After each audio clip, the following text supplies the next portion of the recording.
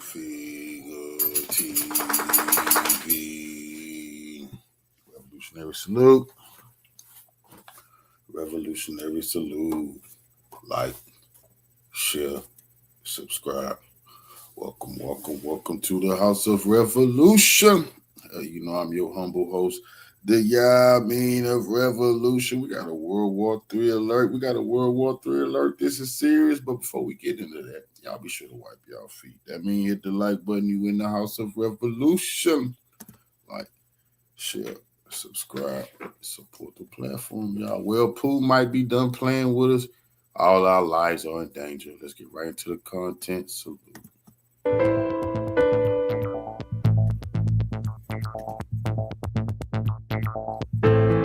What the rooms and what the hot.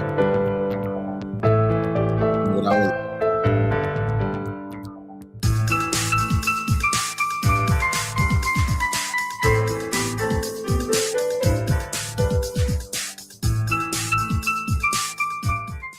Well, my dear truth seekers, the last month of the fading summer has indeed been rather heavy on surprises from Russia.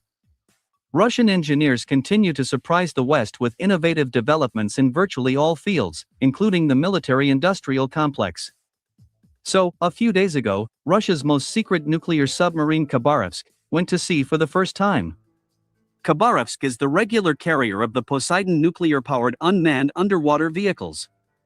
My dear friends, in this video, I will tell you in detail why the West is so afraid of this latest Russian submarine. Now, Putin been warning them about this submarine like he warned them about the missiles that he's using right now to destroy Ukraine and NATO. He has no other reason to release the Poseidon submarine except to destroy the West, the U.S., NATO, all coastlines. Anywhere coastline, that's pretty much the end of their civilizations if they keep on playing games. Furthermore, from this video, you will learn why Russia has classified all information about Khabarovsk, and exactly how this latest submarine is connected to the doomsday radio WW3, also known as the Buzzer.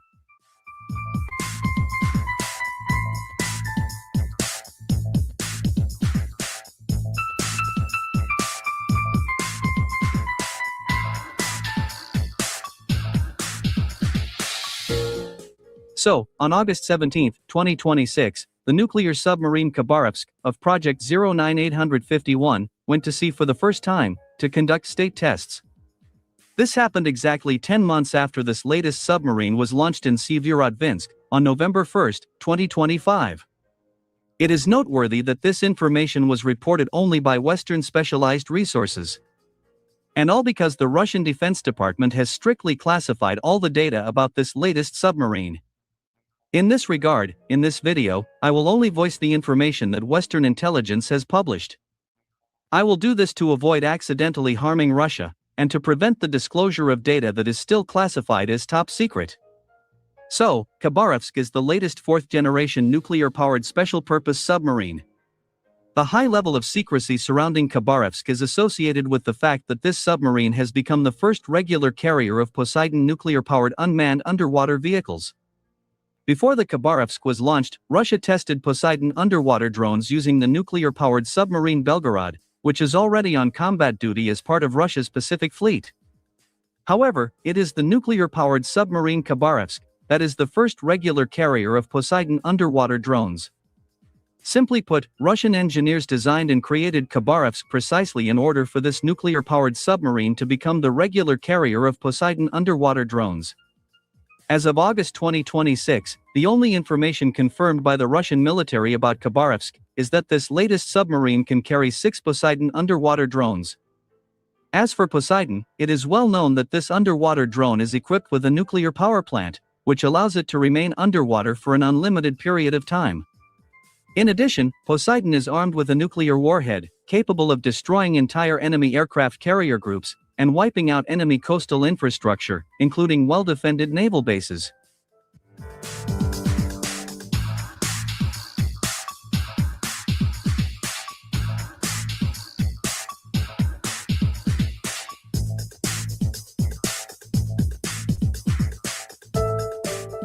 In this context, it becomes clear that nuclear submarine Khabarovsk, armed with 6 Poseidon underwater drones, is a truly devastating force, that would be impossible to stop in the event of a global conflict.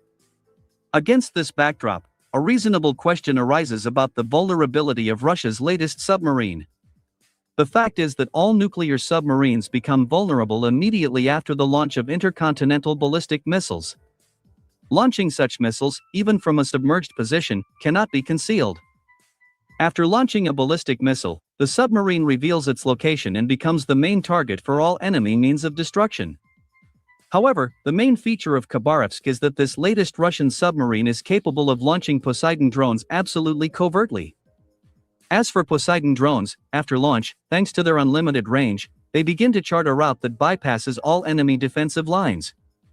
In this regard, even Western experts acknowledge the fact that Russia's submarine Khabarovsk has a sufficiently high chance of surviving in the event of a global war against NATO countries. That is precisely why the United States and other countries of the North Atlantic Alliance will be after Khabarovsk even before this submarine launches Poseidon underwater drones. However, according to the available information, Russian engineers took such a scenario into account and developed a rather original method of protecting the latest submarine.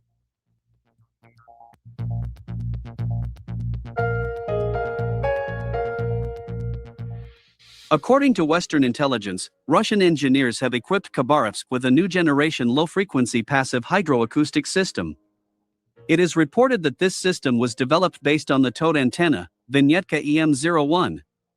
It is reliably known that this system is capable of detecting enemy torpedoes at a distance of more than 40 kilometers. As for enemy maneuvering submarines in the deep sea, their detection range is up to 45 kilometers.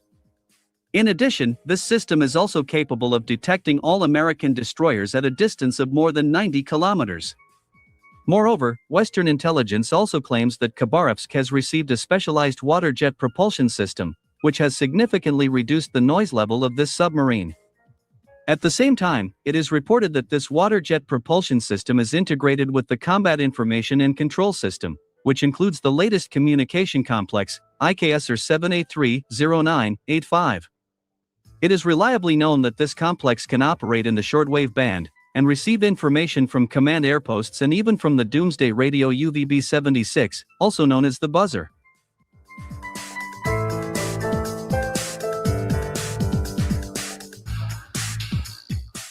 My dear truth seekers, in my previous videos I have told you many times about this doomsday radio. Let me remind you that this radio has been operating since 1975, continuously transmitting a buzzing signal and coded messages in Russian. According to numerous Western sources, this radio is part of Russia's retaliatory nuclear strike system, Perimeter, also known as the Dead Hand. That is precisely why experts nicknamed the UVB-76, the Doomsday Radio. However, the latest Russian nuclear submarine Khabarovsk has another very important feature. And this feature became a real thorn in the West side.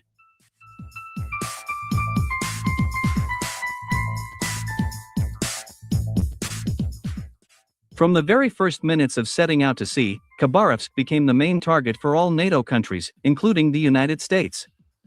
Currently, the North Atlantic Alliance is making every effort to determine the exact location of this submarine. This is done so that, in the event of a war, Khabarovsk can be destroyed before this submarine launches Poseidon underwater drones. However, to destroy Khabarovsk, NATO anti-submarine ships and aircraft would need to approach the Russian submarine at a fairly short distance. In this regard, I would like to draw your attention to a very interesting fact. The thing is that back in 2016, the Russian military department announced the start of deployment of the hydroacoustic tracking system, Harmony. The key feature of this system is that it can scan oceans and seas and determine the exact location of enemy submarines, ships, and even low-flying aircraft. The main operating principle of the Harmony system is that underwater robots deploy powerful hydroacoustic stations on the seabed. These stations scan the seas and oceans in non-stop mode and transmit information to Russian satellites.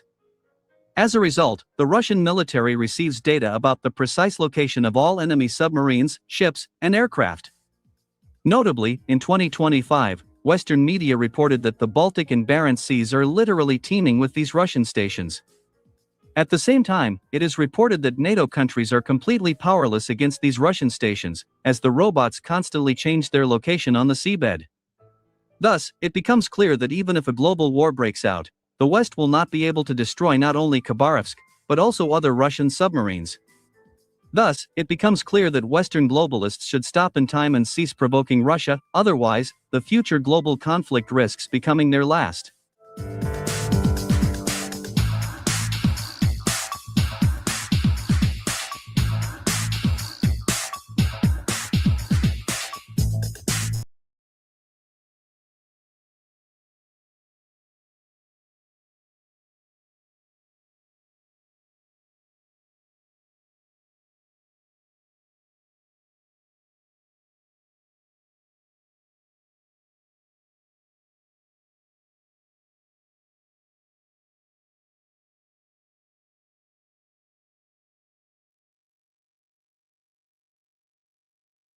Folks, we better buckle up. It is here. We just crossed the point of no return, and there may be no coming back from this de-dollarization that is accelerating. And President Putin of Russia just said the quiet part out loud this week. The world is moving away from the US dollar, he said quickly, and he said the US is killing the US dollar on purpose. It's hard to disagree with that. So what we witnessed this week was unprecedented in American history. America needed roughly 2 centuries to accumulate its first $1 trillion in debt. We just added the latest trillion in approximately 5 months, and now $40 trillion in public debt. That happened this week. The Treasury Department intervened in the bond market. Long-term interest rates surged to levels that we haven't seen in nearly 2 decades. And the US dollar began showing major new cracks this week. These aren't like 5 unrelated financial stories. They're all connected. So we have some huge news to get to today that I want to break down. I want to walk you through exactly what happened so you can protect your family, because most Americans have no idea that any of this is taking place. But it's going to affect every one of us in the coming months, from the value of your savings, the interest rate on your mortgage, the cost of borrowing money, and ultimately the future of the dollar itself. And oh, you're going to love this. As I told you in the past 2 weeks, gold, silver, copper, gold mining stocks have all been on a tear. Rarely in the past few decades have we seen this type of tear. Economist Peter Schiff has been saying it loudly. This week he was saying it loudly. There's a clear breakout right now. Yeah, I got to pay attention to that. I've been paying real attention to the what silver and gold and things like that's been doing, and trying to get my hands on assets myself. The dollar's already crashing, but they're gonna be really wrecking your savings if you don't move some of your money and have some hard assets your goddamn self, like all the rest of these individuals are doing who are buying gold and silver because they know what the US is doing. Sooner or later, your money you have in the bank is gonna be worth less if you don't pay attention. And in a couple of minutes, I'm going to profile an incredible sponsor, which one shareholder owns 71% of. It's unheard of. It trades on the NASDAQ, and I consider it a top quality stock that I'm going to talk about later in the show. But first, let's get to the news. Let's begin with the number that should stop every American in their tracks: $40 trillion. It's almost impossible to wrap your head around this. America's total public debt, $40 trillion, first time in history. Crooks. The Congressional Budget Office now projects another $1.9 trillion deficit this year. Annual net interest costs are expected to exceed $1 trillion. Think about that. We're spending more than $1 trillion every year just servicing the money the government has already borrowed. Besant says that the way out of this is to grow our way out of it. Listen. The 40 trillion is a big number. It is smaller when we look at the publicly traded amount, because our Social Security funds and other government entities hold a substantial amount.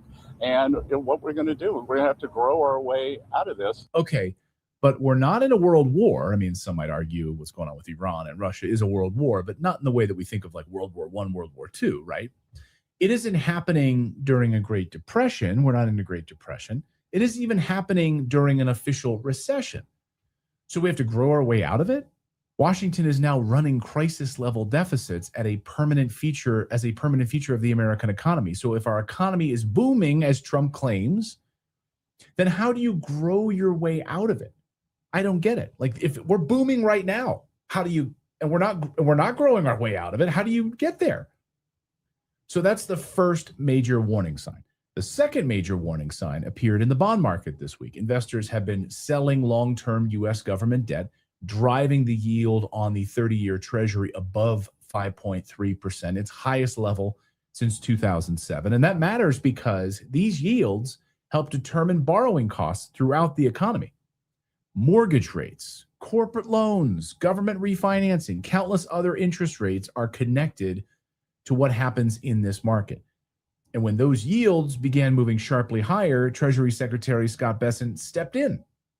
The Treasury announced that it would at least double the size of certain buyback operations for bonds in the 10 to 30-year range. Bessent said that those purchases could become even larger. Why? Why would they need to become larger? Well, because it didn't do shit this week. Like right after he announced it, had a little effect and then went right back. President Trump was asked about this, and he basically admitted, if this doesn't work, we're just going to have to use our U.S. military. We have many types of intervention. That's one. The ultimate intervention is our military. And if we have to use that, we will. What? Like, okay, what? So the U.S. military is going to solve the bond market problem? Okay. So what Bessent did isn't the same thing as the Fed just printing money through quantitative easing. But the message to the market is unmistakable. The Treasury is now trying to influence the long end of the yield curve by repurchasing its own debt. Hey, if the Fed's not going to do anything, we're just going to jump in. We're going to use debt. It's a snake eating its own tail. And I frankly have goosebumps just thinking about how the U.S. has come to this moment. It's so damn shameful. America is collapsing right before our eyes. I'm taking the kids to my home city of Philadelphia to walk through and see the Liberty Bell and go to Independence Hall. And I'm just so ashamed of how we've gotten to this point. The U.S. Treasury has to step in to micromanage the sovereign bond curve. That's a clear signal to distress to the financial markets. Just so you understand, for decades, Wall Street has operated under this 5-5 rule. You probably know it if you're savvy financially. China grows at over 5%. 30-year bonds are always bought up by the Chinese Communist Party under 5%. Well, today, China is growing at less than 5%, and yields are above 5%. So this is a massive blow to the global financial system from both China and America. It's unbelievable, actually. So the free market can no longer absorb this. So how are we going to absorb all of this debt? Higher interest rates, of course. So that's the first real story. The problem isn't simply that America owes $40 trillion. The problem is that the cost of carrying that debt is rising, and Washington continues to borrow nearly $2 trillion more every year. Now look at what happened immediately after the Treasury announced these expanded buybacks. The dollar weakened. Gold surged above $4,600 an ounce. Silver surged again this week, back towards $70. And you looked at all the gold mining stocks. Boom, boom, boom. Gold climbed more than 5% during the week, while the dollar index fell back towards 3 months lows. I mean, literally the moment Bessent opened his mouth this week, gold shot straight up. Markets are beginning to ask a dangerous question. If the United States must continually intervene to prevent its borrowing costs from spiraling higher, what exactly is the dollar still backed by? Like the U.S. military? Debt? Like what is the U.S. dollar even backed by? Confidence. That's it. Confidence. That confidence is what Washington says it will use to honor its debts. Confidence that the Treasury market will remain stable. Confidence that foreign governments, central banks, financial institutions will continue accepting and then recycling U.S. dollars. But confidence is disappearing faster than people realize. And this is where Redacted's own reporting becomes especially important. Redacted has learned through sources this week with knowledge of these discussions that 7 major European banks have already begun putting the framework in place to connect with an emerging BRICS currency and payment system. Let that sink in for a moment. Despite sanctions or blowback from the ECB, these banks are doing it anyway. European banks turning away from the US dollar system towards Russia and China in a major way. According to our sources, phase 1 of that implementation has already been underway for the past several weeks. Phase 2 is expected to begin during the first quarter of 2027. This has not been publicly reported. The only piece of the story that was revealed just a few weeks ago so far is that Deutsche Bank's announcement that they've been named as the first non-Chinese bank to settle transactions in foreign currency across borders between China and Europe. Sorry, US dollar, you're no longer a part of that discussion. And by the way, if you search for information about European banks connecting with alternative BRICS or Russian payment infrastructure like the MIR system, you're going to be told that sanctions effectively prevent them from doing that. But it's happening. It is happening. That's the quiet part of phase one right now.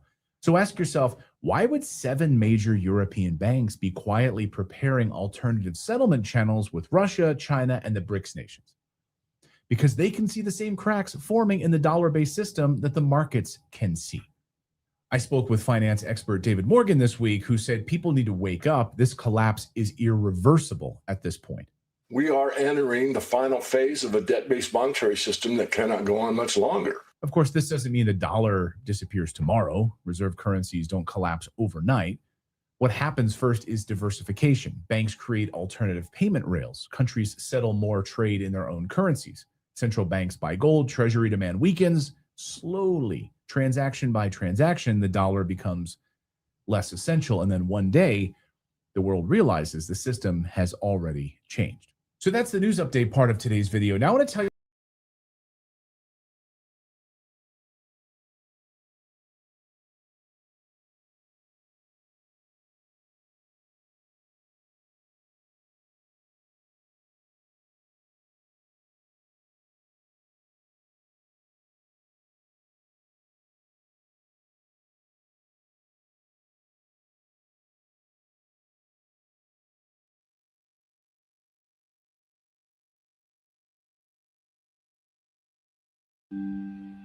Trump is playing chicken with Israeli interests on one side and the value of the US dollar on the other.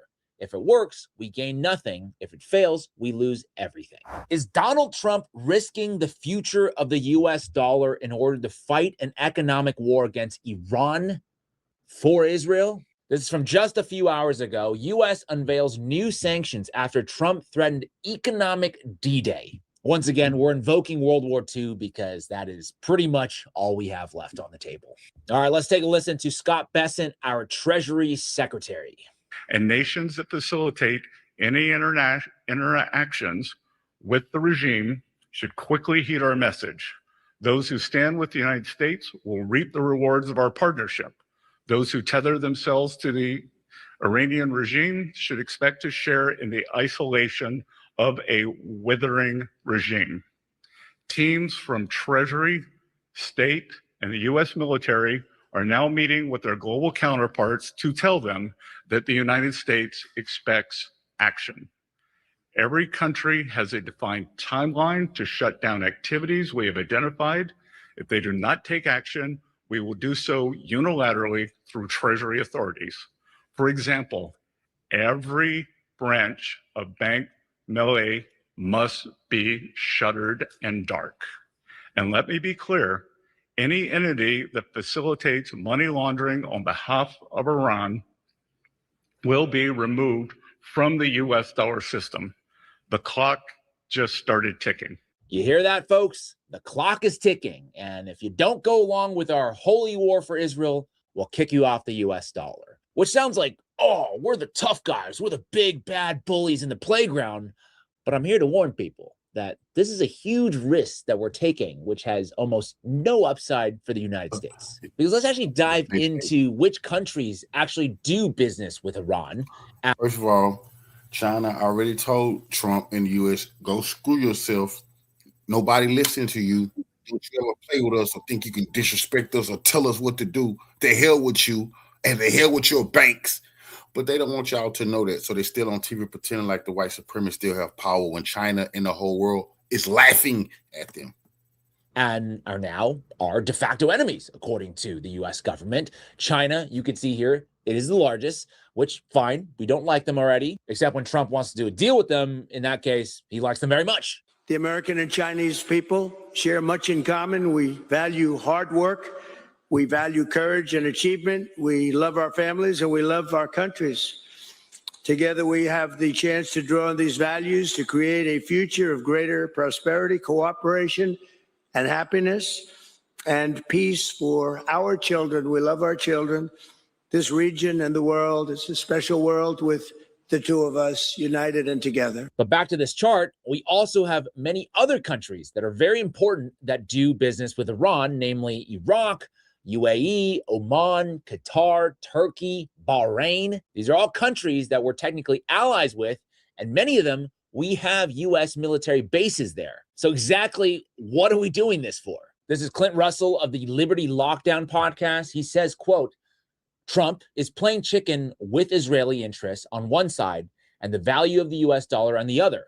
If it works, we gain nothing. If it fails, we lose everything. And he's 100% correct. We're basically using the U.S. dollar as leverage to bully nations, and this could certainly backfire because I don't know if you've heard, but there are other countries or other currencies that are not the US dollar. And before I get into the thing about the US dollar, I just want to again remind people that the Israelis were the ones who lied us into this war based on made up or at the very best, faulty intelligence. New York Times headline, Netanyahu. The most embarrassing thing about all of this is the only thing the U.S. can do is threaten to sanction Iran in the world because militarily they can't fuck with Iran. That's the most embarrassing thing. That's all they can do is say we're going to sanction you because they didn't try everything else except dropping a nuclear bomb, which they can't do, or Russia and China go nuke the U.S., and sending in tens of thousands of troops, which they can't do except unless tens of thousands of troops are going to get killed. This is the ultimate humiliation, the end of the DEI, white supremacist U.S. military. Netanyahu lied to Trump to provoke Iran attack. Quote, Israeli Prime Minister Benjamin Netanyahu hornswoggled, great word, President Trump into attacking Iran with a farcical presentation that suggested toppling the regime would be easy, or as a top neoconservative said in 2002 about invading and subduing Iraq, a quote-unquote cakewalk. And we all know how that one turned out, and this war with Iran is quickly turning into sort of a deja vu situation. This is U.S. Senator Mark Warner. Let's also be clear. I've said before, I've said now, there was no imminent threat to the United States of America by the Iranians. There was a threat to Israel. If we equate a threat to Israel as the equivalent of an imminent threat to the United States, then we are in uncharted territory. Ladies and gentlemen, boys and girls, we are certainly in uncharted territory, and that is to put it mildly. Our military has been humiliated these past few months. Not that we don't have a good military, but we were just not prepared to fight a war like this that the Israelis lied us into. I think this passage sums things up well. Quote, American forces have accomplished some extraordinary things. They've destroyed much of Iran's conventional navy, operated extensively inside Iranian airspace, and struck thousands of targets with remarkable precision. That performance deserves credit. But Iran did not need to defeat the U.S. conventionally. It needed to preserve enough combat power to keep imposing costs. After 5 months of American attacks, Iran remains capable of striking U.S. forces and disrupting global commerce. Look, the reality of the situation is we have all these bases in the Gulf surrounding Iran, essentially. But unfortunately, these bases were not only ineffective in defending for our allies, but many of them were bombed directly by Iran. So as a result, naturally, these countries, these allies of ours, are seeking alternative security arrangements because they realize the U.S., we could not adequately provide for their safety. And now let's talk about the dollar, the last bastion of American hegemony. Now, a lot of you probably already know this, but I wanted to give a quick overview that historically, the majority of world trade happens in U.S. dollars and in these G7 countries aligned with the United States. That's the UK, France, Canada, Germany, Japan, Italy, versus the BRICS nations, and that's Brazil, Russia, India, China, and South Africa. And you could see in 1995, it was about 45% of global GDP that's traded with the US dollar and 17% with the BRICS nations. But now if you fast forward to 2023, that share of global GDP has now shifted significantly. And in 2023, the BRICS nations officially surpass the G7 nations with about 32% versus 30% for the G7 countries. Okay, that is to say that the dominance of the US dollar has already been weakening for decades for a multitude of reasons, including the fact that we've used it to bully other countries oftentimes at the behest of Israel. So no surprise, people don't like to be bullied, so they're finding alternatives. And last year, economist Jeffrey Sachs warned that this strategy of economic warfare will end in a likely inevitable collapse of the US dollar. Let's take a listen. Tell us what this is going to do to the dollar.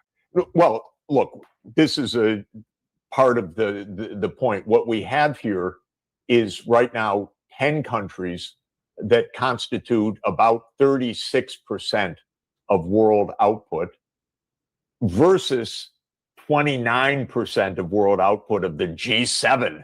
That's the US, Britain, France, Germany, Italy, Canada, Japan. You know, the BRICS are now larger than the G7 by a wide margin. The BRICS are about 46% of the world population. And what is absolutely stunning is dozens of countries are lining up to join the BRICS. Now, what this does mean, one of the motives right now is countries don't like the U.S. sanctions regime. The U.S. thinks that it has the right to say which countries other countries trade with. And now, to come to the BRICS, the point is that the BRICS are going to make a non-dollar payment system. I've been involved in many discussions with these experts because this is one of my areas of expertise, is how payment systems and monetary systems work.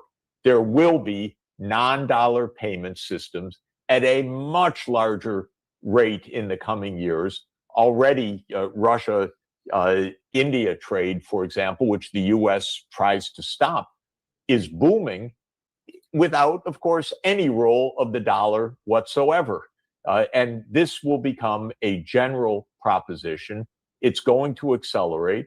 The U.S. will feel it because right now, the U.S. has what General de Gaulle, President de Gaulle of France, now 60 years ago, called America's exorbitant privilege, which is that because everybody uses the dollars, the U.S. gets to issue dollar credits without too much consequence. But if other countries aren't using dollars, we're going to have to tighten our belts, balance our budgets, do all those things Americans hate and Congress people hate even more, which is actually have a budget that makes sense. And this is what is coming. And the BRICS are going to be a huge motive force of that. And I think it's already, without a return. The U.S. has just confiscated the reserves of too many countries, interfered in too many other countries, meddled in too many countries. It's undermined the confidence in the dollar as a true means of payment rather than as a weapon of foreign policy. So to put it in layman's terms, we are in deep trouble.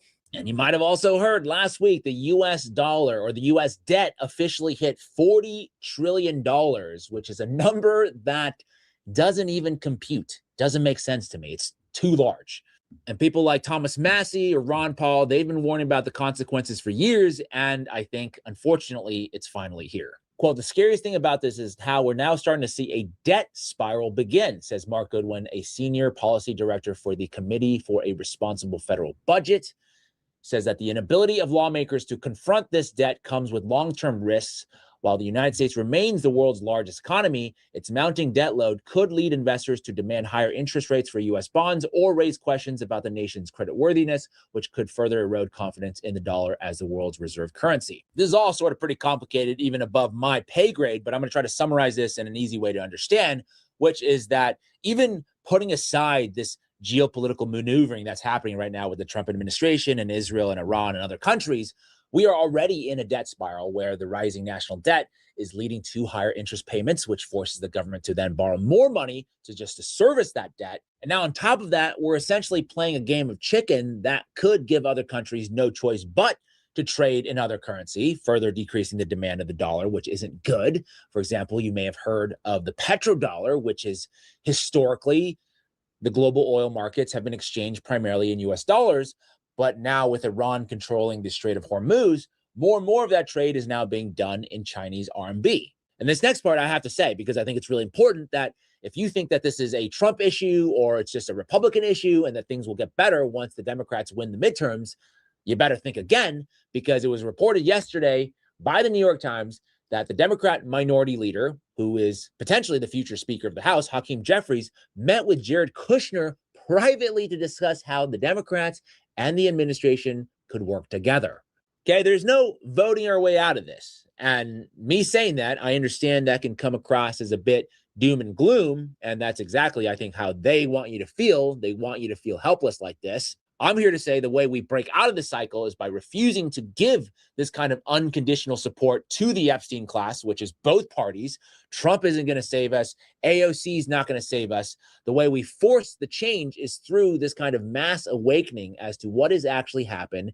And with more and more people being in the know about Israel, about everything else, it becomes exponentially harder for them to control the outcome. That is it for me this week. Let me know what you guys think. Am I just being a panicking over here, or is Trump literally risking the future?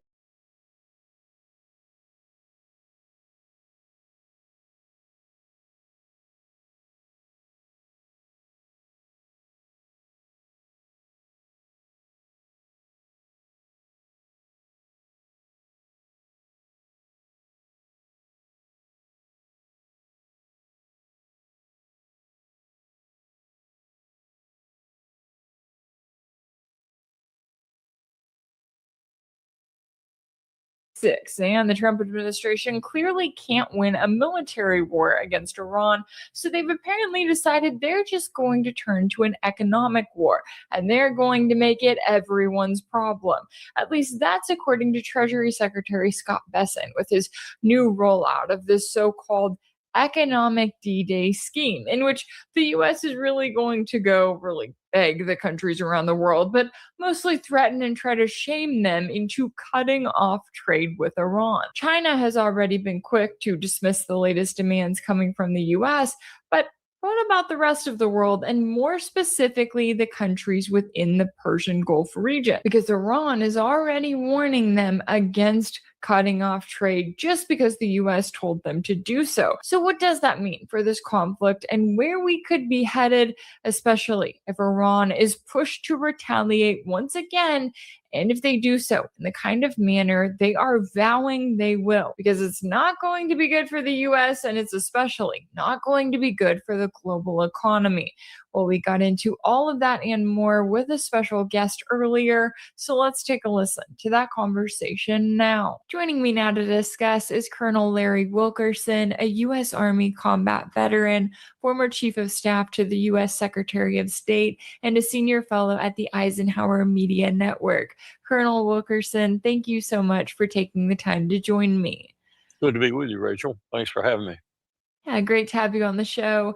Now, I want to get your take on the latest here, as I know that the Trump administration has rolled out their plan for what they are calling economic D-Day against Iran. And when you look at the statements that we've received from Treasury Secretary Scott Bessent, it sounds like they have this grand plan where Trump is going to pick up the phone, he's going to call. Revolutionary salute to our brother Vincent Brown Scott for the donation to the war chest. Revolution's way of life. Appreciate that love, soldier. Salute. Got that earlier, family. Appreciate it. World leaders and tell them to cut off their trade with Iran or else, and then those world leaders are magically going to listen, and then Iran is going to fall, and then the US is going to be victorious. Obviously, we know that's not really how things happen. China has already come out and said it's not going to comply with these demands. So how do you view this latest push for an economic D-Day campaign coming from the Trump administration? I think it's as much a disaster as I think Scott Bessent is as Secretary of the Treasury. The man is not very knowledgeable when he talks about things that he ought to know things about, like the bond market, like the tremendous gap that's developing in the AI bubble right now. The only way the AI industry, as it were, is making anything of a profit, earnings per share, we used to call it, till that became too much of an indicator, is passing money around amongst themselves. They haven't made a red cent yet and yet look at their stock market valuations off the charts. And Bessent's doing nothing about any of this. What worries me most is the bond market. He doesn't seem to understand what he's talking about. And to your question in particular, a Bloomberg financial guy, I think it was on Bloomberg News 2 days ago, said, this is something that you should think about Colin Powell's restriction on, or aphorism about. Be careful what you wish for. You might get it. And what we're talking about in that vein is we might essentially energize Iran in going after that other set of targets that they have that are, let's put it this way, they don't want to go after them. Probably China and probably Russia don't want them to go after them either. But should they be forced to go after them, they will bring about, at a minimum, global recession and more likely global depression, because we're talking about them hitting targets that will truly impact the global markets. And at the same time, we're talking about the Houthis doing the same thing in the Red Sea.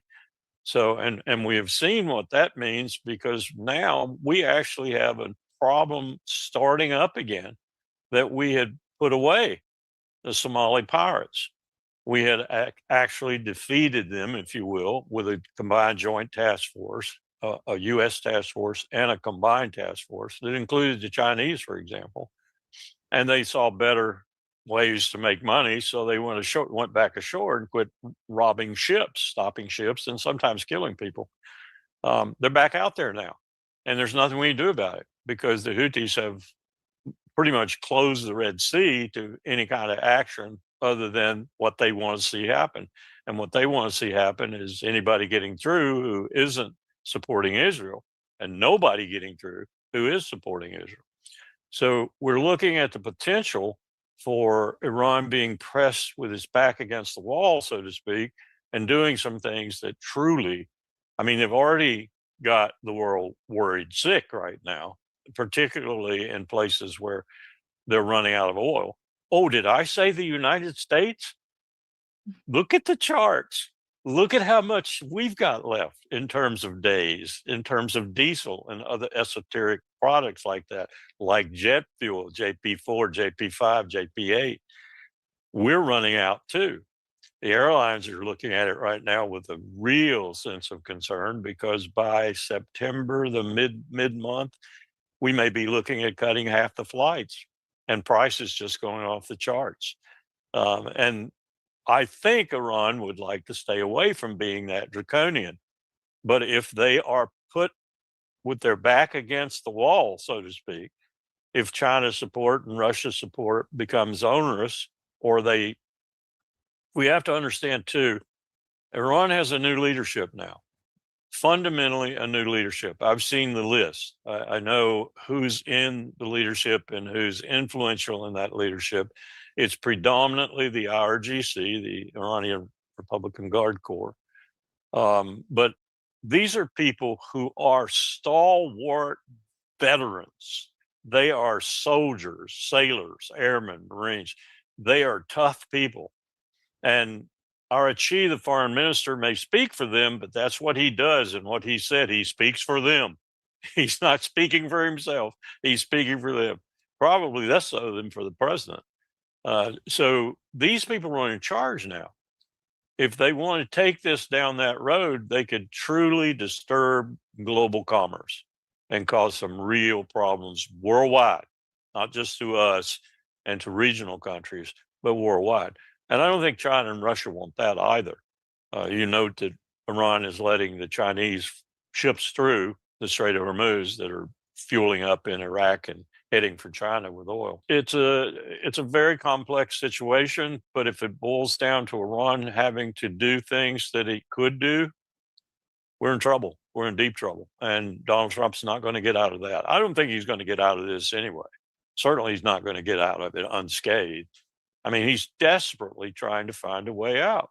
And my concern is people in the Pentagon are actually talking about the way out being nuclear weapons. Yeah, that is a major, major concern. It kind of, well, it does take us to the point of no return. And yeah, when I look at the Trump administration, exactly as you're saying, I'm going, okay, you have this big plan for quote unquote economic D-Day against Iran. Well, what does that mean for the United States? Because we're not in a good position here. What you need right now is to get things back to normal, to get out of this war. You're not pursuing that. And especially when you hear from China, when they immediately come out and say, no, we are not complying with US demands to cut off trade with Iran. They're obviously not going to cut off trade with Russia either, because that's something that Congress has really been pushing for, these secondary sanctions. And it's obviously no secret here that Trump has spent this entire war going from kind of one gimmick, one propaganda headline to the next, whether that's saying that the Iranian military has been completely defeated, that they have no assets, and so on and so forth. Do you see any potential here for this to be another Trump gimmick, right? Where they roll out economic D-Day, they ride on this high for a few weeks, and then we never hear about it again? Or is the concern that this is the direction that US foreign policy is going, trying to go after countries that don't follow US demands, trying to cut them off, and in reality, further isolating the US? I think you've just described what's going to happen. And I think Mark Carney in Canada has just described what a lot of people in the world are going to wind up discovering for themselves and doing back to us. Less so probably than Canada, because let's face it, we're looking at the two most important trade partners for the United States in the world, Mexico and Canada. No question about it. And Carney just enumerated how many things are now going to stop coming from Canada and how many things he is going to shift immediately to. Indeed, he's already shifted in many of them to China. We are doing something that is going to be like pulling out a 45 automatic, cocking it, and shooting your big toe off on both feet. That's what we're doing. But to answer your question, I think Trump is going to go full bore ahead. I don't think he's getting good advice. I don't think he's getting the kind of advice that he should be getting. And I don't think that Scott Besson and others who are dealing in these issues, these specific economic issues, are very smart. In fact, I think they're dumb. I think they're stupid. Dumb being, don't know, and stupid being no, but are going there anyway. It's really amazing to watch this administration work now, because it is just driving itself into a hole. It reminds me of what Kasparov, the Soviet chess champ, said a few months ago. If I didn't know better, I'd say he was a Russian agent. What would he be doing differently if he weren't? I mean, you can say, well, it's not just Russia, it's anybody that wants to do harm to the United States is being aided in that process, either directly or indirectly, by the president of the United States. The only people who aren't really trying to do that, the Europeans as a whole, are just as brain dead as Donald Trump. I mean, look at what the British Prime Minister did. He's going to give Zelensky the papers, the technical data packages necessary to build his own storm shadows inside Ukraine, so he can strike deep in the Soviet Union or into Russia. You can't make this stuff up. Now, it isn't going to happen anytime soon, and it probably is not going to happen in time to save Ukraine, but it does show you how brain dead the Europeans are with regard to Ukraine. And it's a total of 90 billion euros, I think, that they've put aside for the next year or two to funnel out to Zelensky.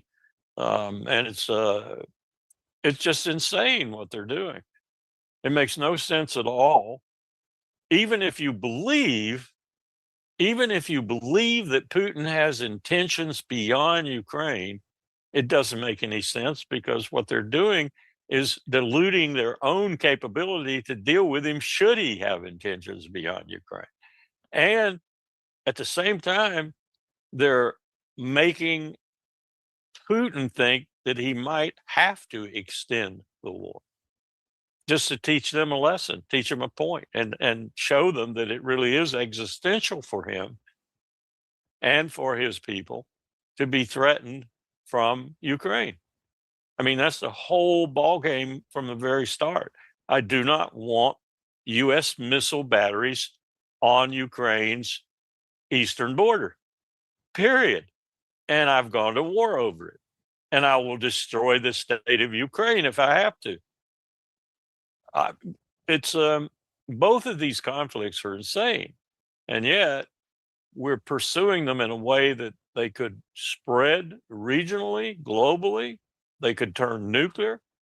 They could do things that we haven't seen happen in Europe, for example, since World War II.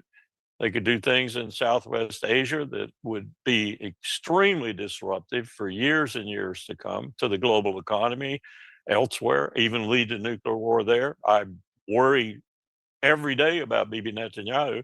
His remarks now are becoming insane. He's doing things that take nothing into consideration but his reelection. And as he is doing that, he is compromising, in many respects, his ability to get reelected. And he's taking Israel down a path where I don't see how they're going to survive this. I just do not see how they're going to survive this. And I'm worried about him using a nuclear weapon too, because he does not have the wherewithal to defeat Iran. And his one dream in life now is to finish off Iran. And he can't. He doesn't have the capacity to do it. And even if he's joined by us, he doesn't have the capacity to do it, which we're proving on a daily basis. So where do you go from here? Well, he's going into Lebanon, into Syria. He's killing more Palestinians.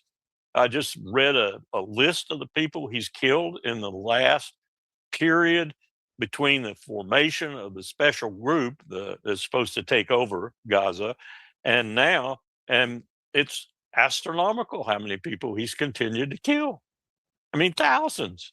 And now he's doing it in the West Bank too. Plus he's put that tender out in the region of the West Bank that is probably the most volatile of all to do this in. And he's going to have people come in and make bids on homes. And if the Palestinians are living in the home they make the bid on, the IDF goes in there and gets them out. And if they want to object, it kills them. I mean, it's horrible what's happening. And it's horrible that we're supporting it. It's horrible that we're, some of the Europeans and others are saying things. Some of the Congress are saying things now, finally, but it's too late. It's too late. He's on his rampage and he's not going to stop. And he's on his rampage now in Syria and Lebanon as well, in terms of going on with what he's doing. And he's got Erdogan in his back pocket, in terms of, I'm going to go get you. I'm going to go get you. Eventually, I'm going to go get Turkey. And I'm getting Syria right now, Jolani. It's getting, you look at this and you say to yourself, this is militarily insane. This is politically insane. This is insane in every component one could express it in. And yet we're doing it in both Iraq or Iran.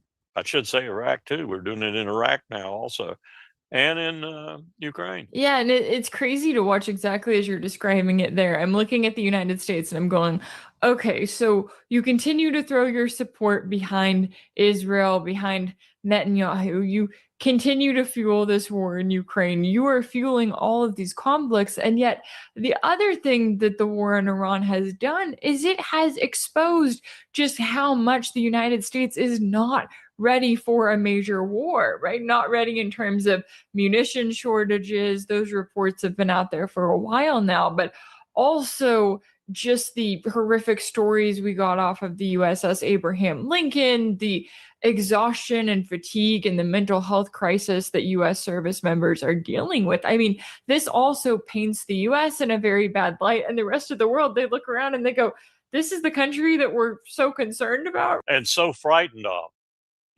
That's going across 2/3 of the world right now. Why on earth were we frightened of this paper tiger?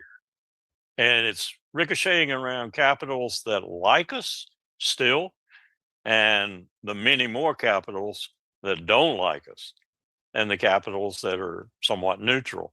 Take Jakarta, for example, looking hard at what Japan and Korea are doing right now, both of whom are trying to figure out whether or not they want to stay with us or leave.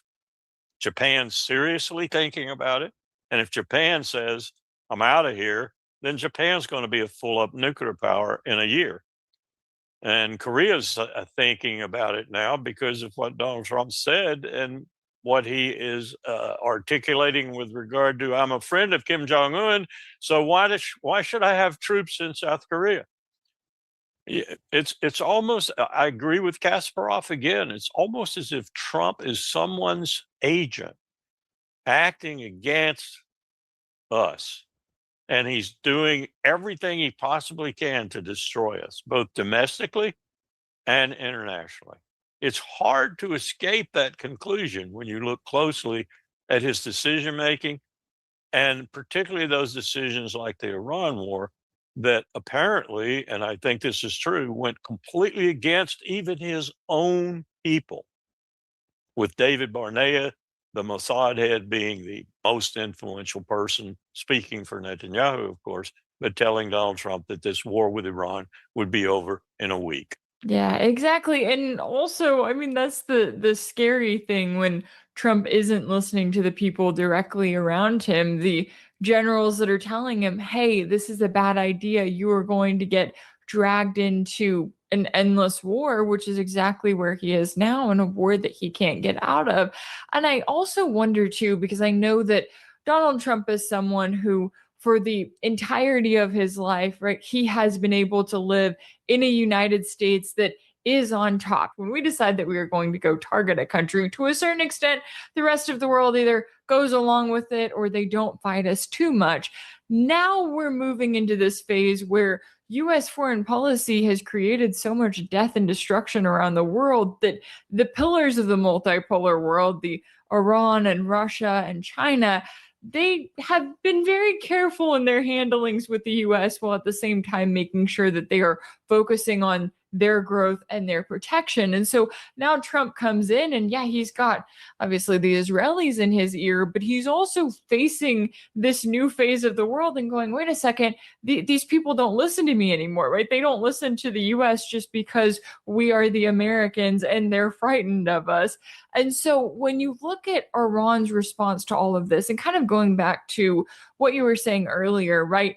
They have this next level of targets that they don't want to hit. They don't want to escalate this war to that point or even further beyond that. And so, because of that, you have Iran trying to talk to its neighbors and trying to focus on the region specifically in hopes that the US is just going to eventually get out of it right now because they don't have the military bases, but that is going to continue.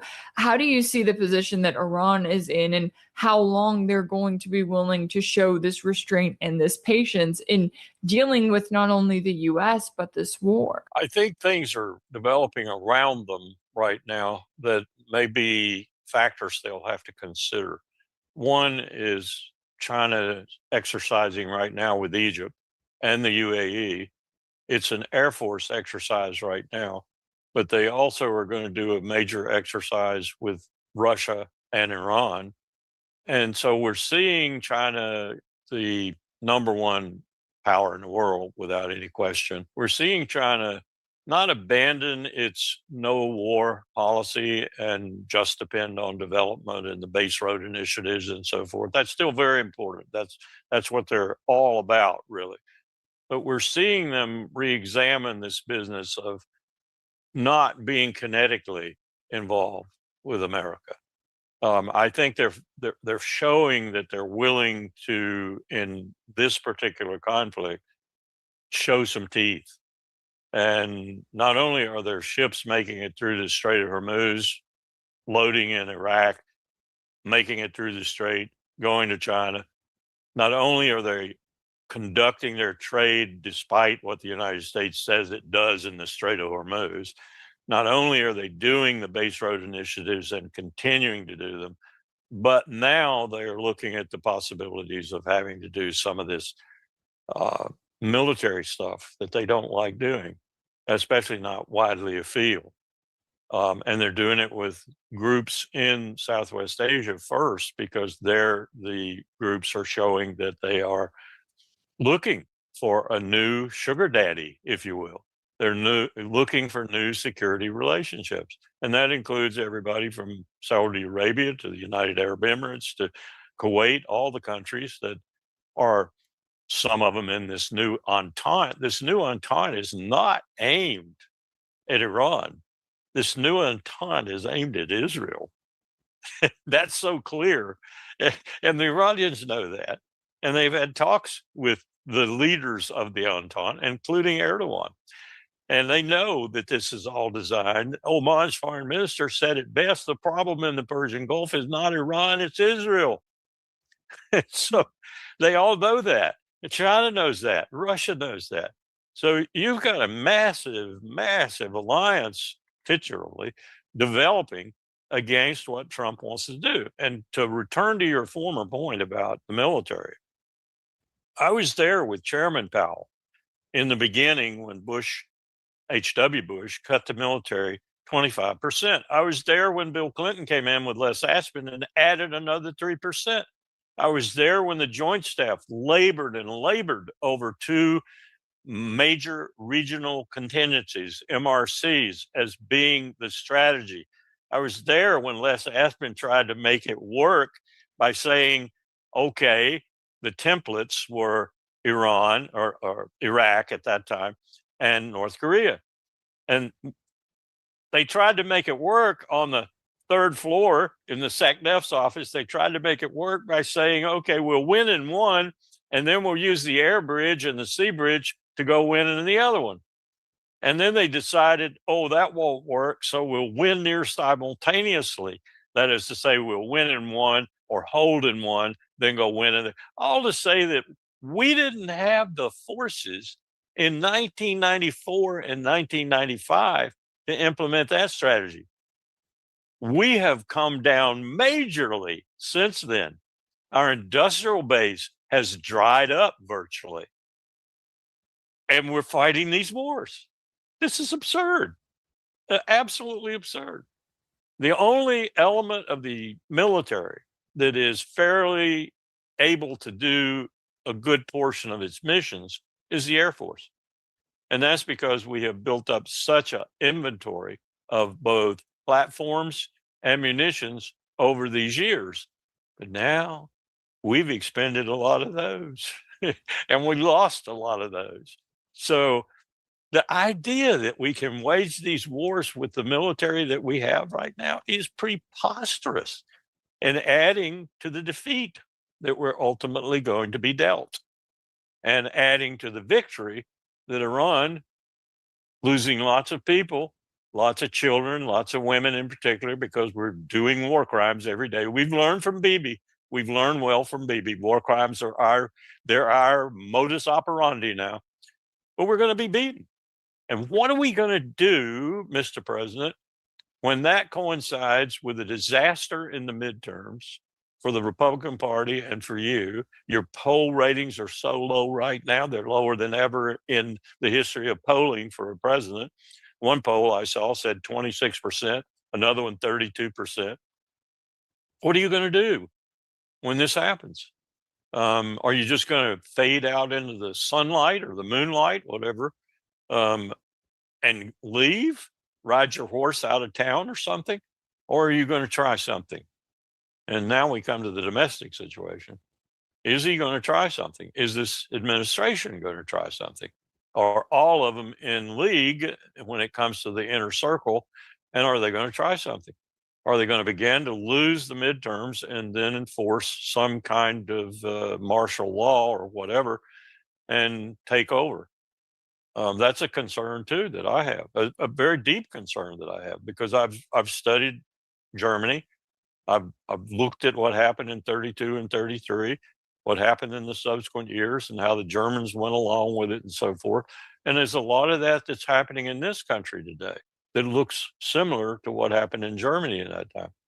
We're very different in terms of our demographics. We're very different in terms of our diversity, in terms of our vastness and so forth. But in some ways that adds to our peril, because our vastness, as John Adams, Thomas Jefferson, James Madison, and a host of others talked about, and our vastness at that time was only to the Mississippi.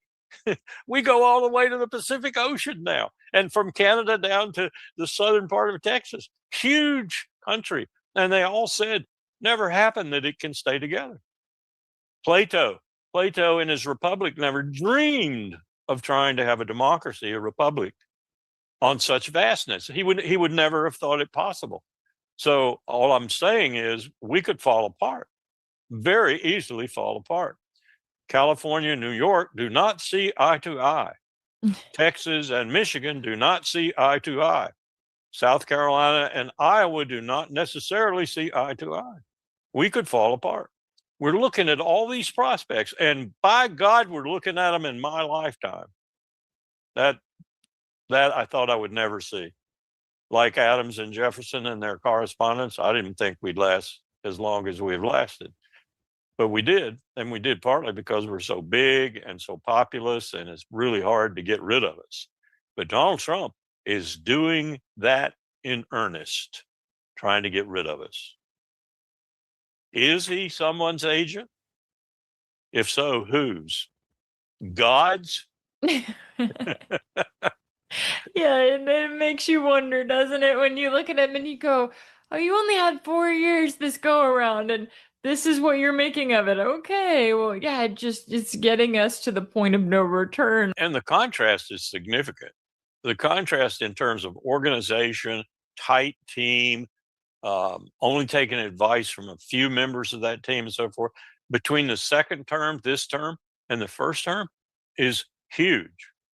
In the first term, they had no organization kernel that orchestrated these sorts of things. Now they have Vaught, they have Miller, they have the chief of staff, they have Hegseth, they have Bessent, though he's not an integral member of the team, he's nonetheless a very defective member of the team, and a few other people, and that's it. So they're tightly crunched together, and they all feel the same way. I think Hegseth, for example, is a closet national Christian racist. You saw what he did with the carrier that was going to be named after the hero of Pearl Harbor, one of the heroes, Dory Miller, black man. Took his name off the carrier, going to put his name on the carrier instead. Well, Hegseth, I think Hegseth is, and his wife too, I think they're both closet racists. Yeah, and it's scary to see him in this position, right? To look at it, what supposed to be the defense secretary, he's proud to be the secretary of war, and to continue to wage all of these endless wars as if that is the highlight of his life. It's very telling when it comes to all of these individuals right now that are at the top here in the United States, and you look at them and you go, okay, where are we going here? Because it does not seem like it's anywhere good. And they're all making a fortune. I saw the figures 2 days ago, I guess, on Jared Kushner, how much money he's made off this Gaza humanitarian organization, for example, and other things he's done around it. And he's not even a member of the government. And he's making a fortune. Billions and billions of dollars he's making. And most of these people are doing the same thing. So on top of everything else, destroying the republic, certainly, maybe the country, and trying to destroy other states in the world like Iran, at the same time they're doing that, they're enriching themselves and making the emoluments clause in the Constitution look like an absolute farce, and thus making the Congress of the United States look like an absolute farce. Oh, absolutely. I think there will come a time where, well, I don't know if they will look back with regret, but I think the American people certainly will. I know that there is a lot at stake here all around, and I always appreciate you taking the time to join me today to break down all of the latest here. Colonel Larry Wilkerson, U.S. Army combat veteran, former Chief of Staff to the U.S. Secretary of State, and a senior fellow at the Eisenhower Media Network. Thank you so much for your time and insight. If anything in this video resonated with you, be sure to like it, share it with your friends.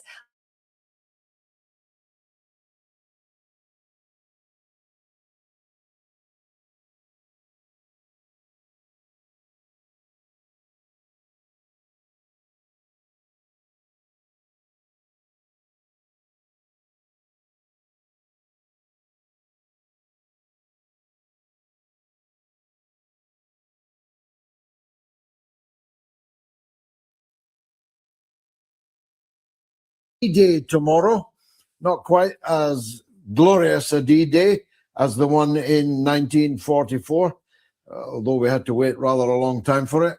It's a D-Day of starving Iran's people. Will it work? No, that's not to deny the economic pain that the United States and Israel has inflicted on Iran, but Iran has been coping with sanctions for decades. The Iranian people understand that this is an existential fight for their own survival. Remember, Donald Trump has threatened apocalyptic violence, bombing them back to the Stone Ages. No matter what people think of the regime in Tehran, I don't think there's any question that Iranians feel under assault. They understand that both Netanyahu and Trump, they've flirted with rhetorically with this, with dropping nuclear devices. They've talked about destroying the infrastructure, the power plants, the water desalination plants, although Iran is not as vulnerable as countries like Kuwait. I think Kuwait, 90% of their water is desalinated. So will it inflict pain? Yes. But I still think that in the long run, Trump has lost.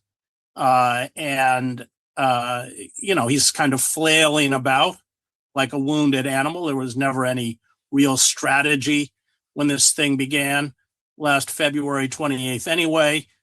So, I mean, that's a long answer that can really come down to no. What did you make of the, for me, quite extraordinary open letter to The Guardian? I must say an open letter to The Guardian sounds like the ultimate liberal masturbation to me.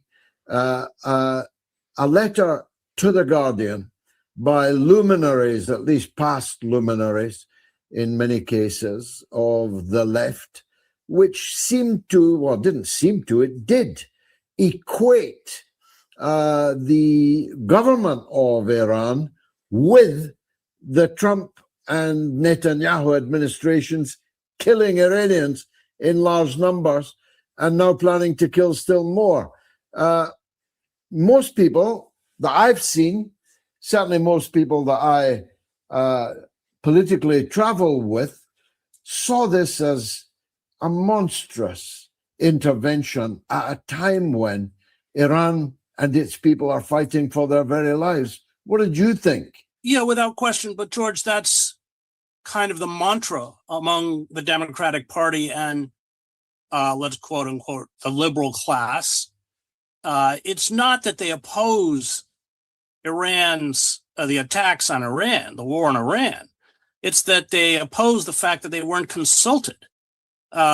So this gets into the whole distortion of the Democratic Party and the liberal class in the United States, which is the war party. I mean, the Democratic Party in Europe would be considered a far-right party.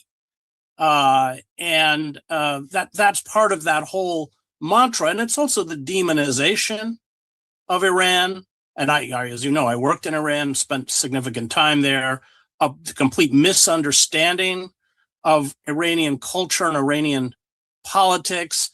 And the left, or let's call it the liberal class, is as guilty of this as the Trump administration. Now, of course, if this D-Day turns out to be all that they're claiming it's going to be, the first barrier they're going to meet is that China has already said it does not recognize these sanctions and will not implement them.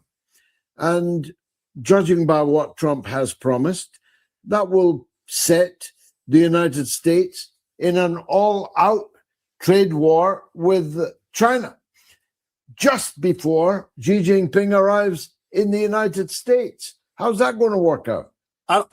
You remember when Trump earlier on tried to impose all those tariffs on China and back down? China has a kind of clout that that can make even a figure like Trump see reality. So we're all watching the folly of this trade war with Canada. But Trump, on both the war in Iran and on the tariffs, he makes decisions or imposes policies and then backtracks very quickly. Again, there's no strategic thinking within the administration. He's impulsive, he's impetuous, he's ignorant. But I have a hard time believing that they're going to open a huge trade war with China, because China has the ability to inflict tremendous pain on the United States. I remember when, in fact, I used to broadcast almost nightly at the time, that the Canadians seized the chief operating officer and daughter of the founder of Huawei at America's behest. The Canadians were told that China and Russia were their enemies, that the Palestinians, the Iranians were their enemies. And yet now Mark Carney says today, Canada is in a state of war with America. It's a bit comic opera, but what do you think of it? Yeah, I mean, Canadian policy traditionally has always been obsequious to the United States. That's just been, part of the kind of modus operandi by which Canada has operated for many, many years. But they are dealing with an administration, and in particular Trump, a figure who enjoys slapping around its allies. And the more dependent a country is on the United States, and remember, Canada and Mexico are our largest trading partners, by the way, not China. The more dependent an ally is, the more abusive Trump can become. And I think that has been played out with our European allies, but it's also being played out with Canada. But Carney seems to be ready to stand up, or is that just for show? No, I think it's so unreasonable. I mean, it's only 5% of goods that are coming in from Canada, but a lot of it is focused, especially on timber. That's a big one. And the way Canada, I mean, remember, Trump has been talking about turning Canada into the 51st state. The way the Canadians have been treated. And we saw, of course, Carney at Davos, he gave that talk about the collapse of the old world order and the old alliances don't work anymore. I mean, he's correct. But I think Trump pushed Canada too far. I don't think Carney really had much of a choice. But he doesn't have an army, so he's obviously not going to have a real war with Trump. To coin a phrase, or to paraphrase, Canada doesn't have many cards in this, does it? Well, so it has cards in that, for instance, a lot of the automakers have plants in Canada. There is a lot of trade, including, of course, from the tar sands. We get oil piped in from Canada all the way down to Houston. So there are cards they can play. But yes, you're right. I mean, ultimately, if Trump, because of the kind of behemoth that the United States is, decides to go full out on Canada, it's going to be extremely difficult. One of the things you've seen Carney scramble to do is essentially build trade relationships with countries outside of North America, in particular with China.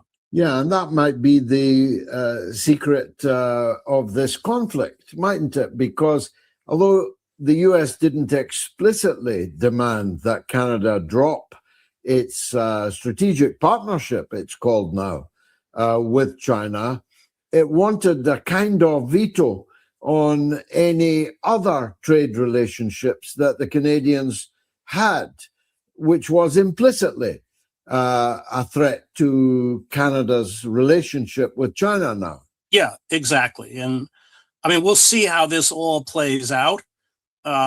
There's some pain that the Canadians can inflict on the United States.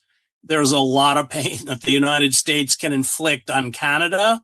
But again, Trump is so mercurial that this could all change next week. And I think that has been the pattern with Iran, and it's been the pattern with the tariffs. It's been a roller coaster on tariffs. Yes, I mean, who remembers now the belligerence of Trump towards Spain. Well, the Spanish people remember it. Yeah. Ditto the Italian premier, who's otherwise a fangirl of Donald Trump, but who was gratuitously, egregiously abused by Trump on social media. Who remembers the threats to Denmark that they'd steal Greenland from them? Who remembers the rude words he said about Macron, little Macron, and so on? It does seem to be in his character to slap around his allies, as you put it. Is there a method in this madness? Is this going anywhere? Well, is it going anywhere? Well, it's alienating just about everybody who's left from the United States. Even these European leaders, now, they have to say this in private, but we know because of press leaks, they have concluded that, correctly, of course, that Trump is just completely unreliable. They're tethered to the United States, not least of all because of security arrangements. But they're moving. I mean, look, we're seeing within Germany the remilitarization of Germany, which history has shown is not a particularly great prospect. But there's a decoupling, and Trump is accelerating it. No, I think Trump is just a bully. He's like a mob boss, and the more vulnerable or the more dependent you are upon him, the worse you're going to be treated. The people he treats well are the people who can do him damage, like the Chinese. If you watch, he's pretty careful around the Chinese and the Russians too. The Democrats are not put off, though. Hakeem Jeffries was in secret talks with Jared Kushner today, according to the New York Times, your former parish, to discuss ways that a Democratic-controlled House could continue to work business as usual with the Trump White House. I mean, that's an admission that the Democrats are nailed on to win the House, but it's also an admission that there ain't really much of a difference between them, isn't it? No, I mean, and you see it in the pathetic campaign that mainstream Democrats are running. We have had insurgencies, Mamdani being the most prominent within the Democratic Party, but of course, the Democratic hierarchy is deeply hostile, Chuck Schumer and these figures. So, what did they offer in the last presidential campaign? Well, once they got rid of their candidate, who nobody was allowed to run against in the primaries, Joe Biden, who clearly was in cognitive decline, they anointed, and that is the word, nobody voted for Kamala Harris, who ran this issueless, vapid, celebrity-driven campaign on the ascendant, which cost over $1 billion, by the way, on the assumption that she wasn't Trump. And that's very dangerous. The poll numbers for Trump are poor, very poor. However, the Democratic Party is loathed. We know from opinion polls. I think Schumer's approval rating is 17%. I think it's definitely lower than Trump's. So yeah, you're right. The Democratic Party has absolutely nothing to offer other than the fact that they're not Trump, which is not a very effective campaign strategy, as it didn't work for them very well in the last election. So,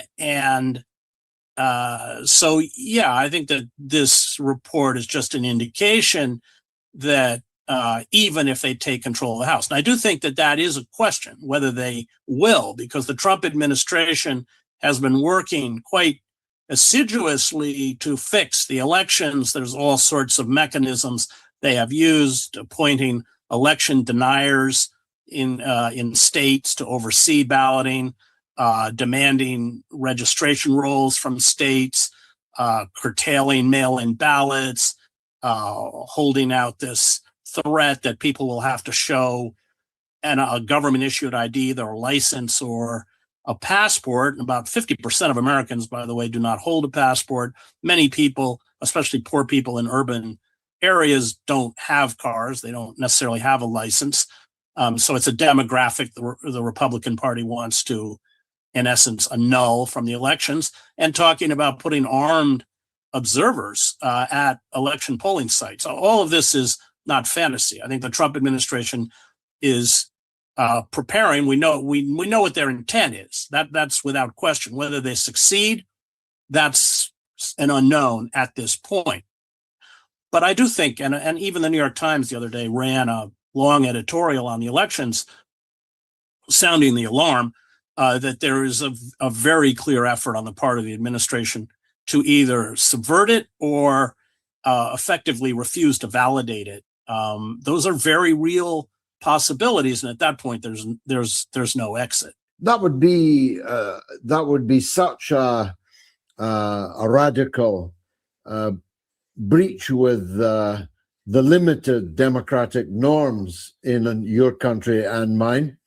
I do see people all the time saying Trump might cancel the elections. He might run for a third time. He might seek to change the law. He might militarize the streets and the polling places using the armed forces or ICE or some other horror that we haven't yet encountered. But Trump is so unpopular right now in the US. It's hard to see that he could get away with that, isn't it? Well, I think it's precisely because he's so unpopular. And remember, whether the Democrats would actually carry out impeachment proceedings or not is an open question. However, he's terrified of that. And I think that he doesn't really care much about public opinion. He cares about, and it's not just him because he's very limited, but the people around him. This whole Project 2025 group has been very efficient about deconstructing democratic institutions and democratic norms, and they're not going to give up power. And you're right that his unpopularity is staggering. I mean, about 70% disapproval rating or something like that. But I think that provides even more impetus for him to subvert the elections, not less. Yeah, but the backlash would be, or at least one would hope that the backlash would be so considerable. The level of mutiny in the ranks of the state would be considerable, and presumably the virility of the bench, the judges, the courts would be considerably aroused. Or am I being too optimistic? Well, first of all, he's been purging the courts of judges, especially on the federal level. And number two, the Department of Justice is just a Trump vengeance machine. It's not going to implement court rulings. We had, I think, 91 court rulings against ICE in Minneapolis. All of them were ignored by the administration. So unfortunately, the judicial system is anemic and weak, and the Department of Justice is now completely captive to Trump partisans. And so the question is enforcement. And he has ICE as his kind of, American version of the brown shirts. And these guys are all recruited from white Aryan groups, the Proud Boys. They have very little military training. They have very little police training. They're just goons and thugs. They're now carrying or wearing gloves that give people electric shocks. They've just been called out for using them on students. So it's very, very ugly here. And if Trump feels threatened, it will get even uglier. And I don't think that there will be any reticence on the part of the administration if it is voted out of power, or if the election results appear to return control of Congress to the Democrats. We saw it on January 6th. They certainly will try. What will the blowback be? That's our last best hope if they do that. And that is, that would require a national strike. It would require people really blocking the streets to shut down the commerce, shut down commerce as well as the machinery of government. That's what would have to happen. There's no question the Trump administration would respond violently to that. So we're potentially facing a very, very ugly scenario, one I hope doesn't come to pass, but one I don't think we can exclude. It sounds a bit like fascism, Chris. Is that the Well, road we're on? that's yeah. I mean, this is fascism is embedded within neoliberalism, as Joseph Stiglitz and a few others have pointed out. It is the opposite of a democratic system is about equality. Neoliberalism is about staggering social inequality, and of course, neoliberalism was embraced by the so-called liberal class, whether it was Tony Blair or whether it was Clinton, or so they are culpable. And there's a lot of legitimate rage, which Trump has tapped into. But Trump's administration I think it has more billionaires and that's saying a lot given Obama and others, than any other previous administration. It's been just a complete pillage on the part of not just the billionaire class, but the Trump family as well. I think they're estimated to have made so far $1.2 billion in personal profit. Fascism is not the wrong word. And I long have attacked the Christian right as fascist. I wrote a book called American Fascists, the Christian Right and the War in America. And I, as you know, speak as a seminary graduate, and in fact, an ordained Presbyterian minister. So I'm not anti-Christian, but I look at these people as heretics, and they have sacralized the worst elements of American imperialism and white supremacy and capitalism. That is really the core. I mean, that's where J.D. Vance and these kind of figures come out of. I feel sure that Jesus himself would not recognize these Christians in the American political system. Chris Hedges, journalist, writer, host of the Chris Hedges Report. Many, many thanks for joining us.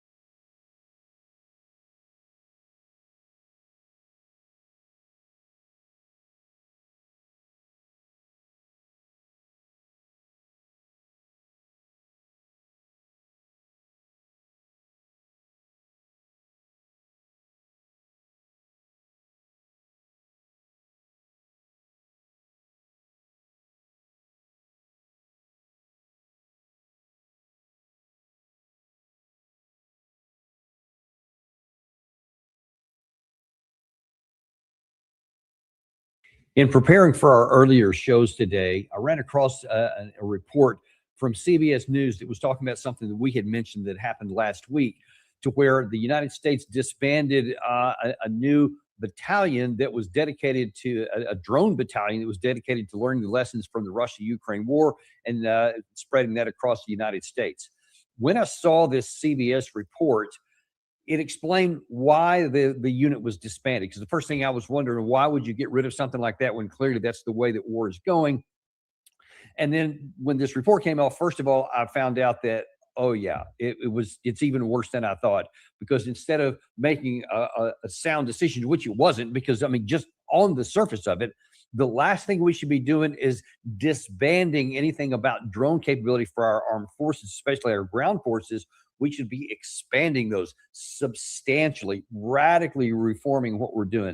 That's what we should be doing. So I was puzzled, why did we go away from that? And I had some trouble finding anything online then, but today I did find some things here, and it illuminated that the problem is much, much worse than I thought. We are right now setting ourselves up, our ground forces, the U.S. Army particularly, for defeat in the next battle. The next time we fight anything close to a peer competitor, we are likely setting ourselves up to be routed, to literally having our ass handed to us.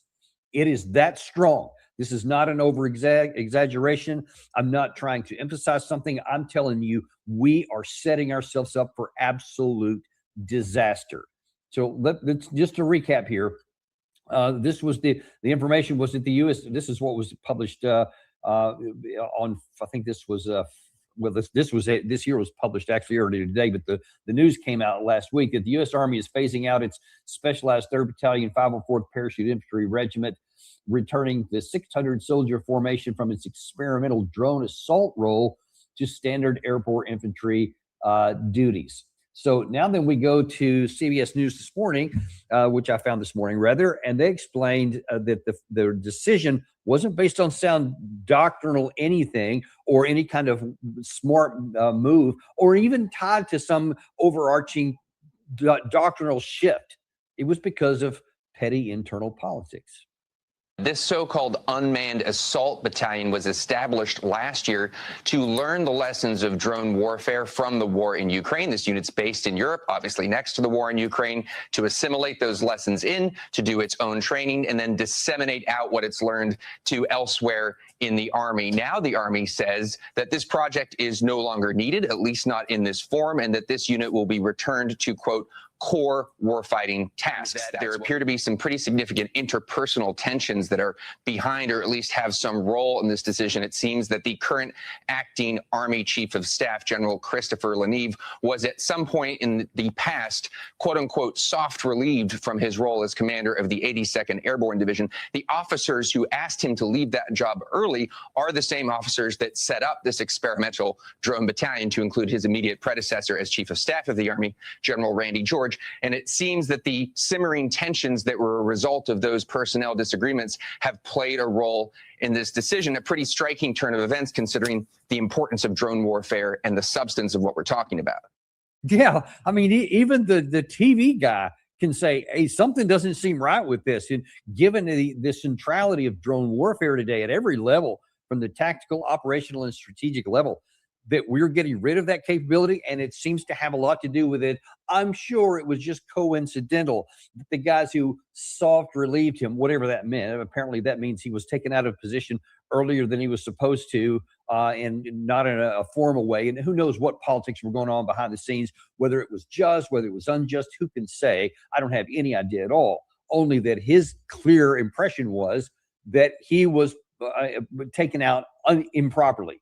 And so that the guys who took him out, what he views as improperly, something that they set up, that once he was elevated into the acting role as Chief of Staff of the Army, then he's going to like cut the rug out from under it, cut it off at the knees, as an in your face. Yeah, who's in charge now? That's what he's saying. Other words that Army guys use that I can't use on the air here. But that seems to be what's driving it here, because this makes no sense at all at surface level. And listen, this, unfortunately, is extending a long-term problem that we've had in the U.S. Army, is that we cannot do anything that makes sense. Our institutions are like fossilized. They absolutely hate change. They want to take, I mean, you can even see it in the uniforms they wear right now. What is it, a couple of years ago back, I guess now, they went over to, from what the uniforms had been, to go back to World War II uniforms. They wanted to, go back to that period in the past where we, believed that we were this unstoppable force, et cetera. So they have this mentality that goes, let's recreate the World War II force. Well, it goes more than just your decision about what kind of clothes you want to wear, your style choices. The kind of formations that we have today are nearly the same as they were in World War II. You have the Corps situation, you have the Corps headquarters, that construct, and then you have division headquarters, and you have brigade headquarters and battalion headquarters, and all the way down to platoon. So it's just this pyramid, so to speak, of different commands, just like we had in World War II, just like we had in Desert Storm. I was in the U.S. 5th Corps, U.S. 7th Corps, sorry, U.S. 7th Corps is part of that battle group that was there. And we kind of went away from it in the mid-2000s when we were doing the counterinsurgency stuff. And we went to independent brigades and standalone brigades or whatever. But then, I don't like that. These guys who were raised up in that during the Cold War especially, they went back to it. So now we went back to the Corps brigade, or Corps division brigade, battalion brigade, et cetera, all the way down. They just have that mentality. Now, I argued, and I assumed very clearly wrongly, that because of the 2020 Azerbaijan-Armenia war, where the first time that you really saw an aggressive use of drones and their ability to hit armor and the devastation it wreaked on the battlefield, that it was very clear to me. And I'm like, okay, maneuver warfare as we've known it has changed, because I fought in Desert Storm. I was the second in command of an armored squadron, an armored cavalry squadron with the 1st U.S. Armored Division in the mid-2000s. And so I already knew, man, the way we have trained, the way we're organized for combat, that's now out the window. It's over. That changed it. And now everybody knows that with technology continuing to develop in the air, that the tactics on the ground are going to have to make some significant changes. Well, that didn't happen.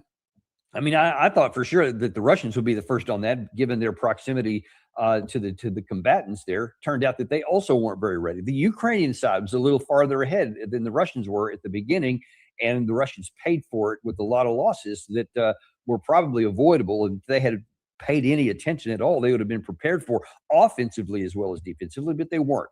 They've learned that since. They figured it out on the fly. And then now that and I've talked to you this many times, where you have this action, counteraction, counteraction, new iteration, new technology, new employment capabilities. And then the other side always counters it. And then they come up with something new, et cetera. So that's now this dynamic is just ongoing.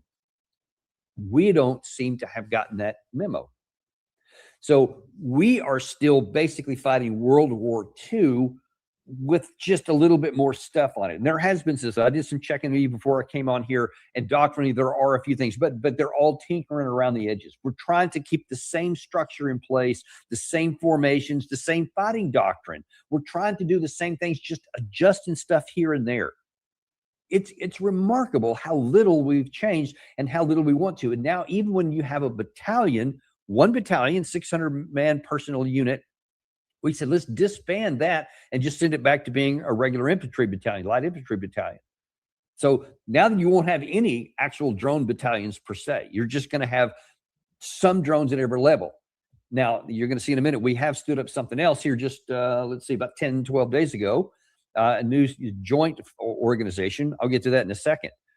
But first of all, to just really reiterate how far behind we are, there was a recent, and the CBS News also talked about this, there was a recent simulation exercise between the U.S. and Ukraine, and they did a simulated battle to see how drones affect that one. Here's how it turned out. There was a mock drone battle between the U.S. and the Ukrainian forces, and according to some of the reporting, sources say the U.S. military was soundly defeated by the Ukrainians. What can you tell me? In video games, when your character gets killed, it can be quote unquote respawned. That's what had to happen in this exercise. So many American units were killed within the context of the exercise that they had to respawn them to keep the exercise going because the Ukrainian side was doing so well. The United States military is not yet where it needs to be on drone warfare. Yeah, no kidding. It's not even close. We had our ass handed to us in a drone warfare against the Ukrainians, which many people want to mock and say is not as good as the Russians. Now, I happen to think that the Ukrainian army is the second best army in the world right now, maybe even above China. But, you know, they can't rise too far because they keep suffering so many losses. The people who have the experience keep dying off, but enough of them do that they're able to hold at bay this huge Russian army, or at least slow down its forward momentum. Probably that's a more accurate way to say it. But the fact that they're so undermanned and so put on and so much pressure, and the fact they're still able to hold on and to only lose the ground to the speed that they have over the last 3 years is a testament to their capability. The Russian side, on the other hand, is moving forward, and they are suffering a lot less casualties. So they are definitely the preeminent ground force on the planet right now, period, bar none. But let's take a look at what those two guys are doing, what those two organizations are doing. Because first of all, the Russians have set up a complete new branch of their armed forces. This is back in April. Russia has established the Unmanned Systems Forces, an independent military branch institutionalizing drone warfare after lessons from the Ukraine war, reflecting a doctrinal shift towards drones as a central component of modern combined arms operations. Moscow plans to recruit nearly 79,000 personnel by the end of this year, drawing heavily from students, veterans, and technologically skilled civilians. A 4-phase roadmap of this force envisions a massive expansion of roughly 210,000 personnel and 1,000 units, embedding drone capabilities across the ground, air, and naval forces. They didn't have a time frame on that particular one there, but you see that, listen, it's a branch of their armed forces. So they recognize, because of the war they're in, you know, like you had the Army aviation, you had, you know, the armor, you had the artillery, you had the infantry branch. I mean, those are all the warfighting branches that make up the modern artillery, or the modern armed forces. And Russia says, okay, this is so important, drones, that it needs its whole branch. You can't just graft some of the stuff onto the other units there. This is so instrumental and so important that it has to have its own branch. And so they're going to have whatever 79,000 this year, and then they want 210,000 at some point, whatever their target number is, and 1,000 different units that will do drone capabilities, which will then be task organized into other kinds of formations so that they have their combined arms. That's what the Russians are doing. The Ukraine side last month joined the same thing, and they created an armed forces branch of their own. On July 10th, President Zelensky created an armed forces level command of long-range global impact to pool strike resources across the intelligence services, special operations forces, and the unmanned services. So the Ukraine side is doing that. Now, the Ukraine side, they're across all branches. Apparently, by the end of this year, they'll have roughly 80,000 men, so nearly the same number as the Russian. 80,000 by this, to include 35,000 pilots, drone pilots. So they specifically have 35,000 drone pilots this year. That's what they want to do. Now, what is the United States doing? So if we disbanded this other unit, the assumption is that we're doing something else, right? I mean, I can assume that we have recognized the radically changed nature of war, the way wars are fought, that we would also be standing up something like that. Well, it turns out we are. We didn't just disband that battalion. That was bad enough, but then we did start this other one here. So the United States Central Command has launched its first ever multinational attack drone task force. And according to the description there, the unit, called Task Force Falcon Strike, will employ one-way attack drones consisting of unmanned systems from above, on, and below the sea, operated by military support staff from the United States and regional partners. Now, when I started doing some digging behind this one, if the Russians and the Ukraine both have an armed forces branch, so equal to armor, infantry, tanks, etc., if that's what they have done, 80,000 people in it, and they want to get up to a couple of 100,000 and 1,000 different units, we so far, not making this up, we have allocated a few dozen men to this task force, and a few dozens of drones. That's what we have so far. We are shooting, by the end of 2027, by the end of next year, we're shooting to have 200,000 drones of various types in this formation. So we have a very small, and there's no bigger numbers, at least nothing that's been published, as to what they're going to try to get up to. They don't even, I don't know if they know, or if they're just saying, you know, we want to try to do this in a kind of a decentralized way. We want to do it to where we're just going to add on, that we'll just graft on. So we'll train the trainer kind of thing. So people within the unit, we'll just train them how to be drone operators too. So we won't change anything that we're doing. We won't change the way we're organized for combat. We won't change the way we fight, our doctrine.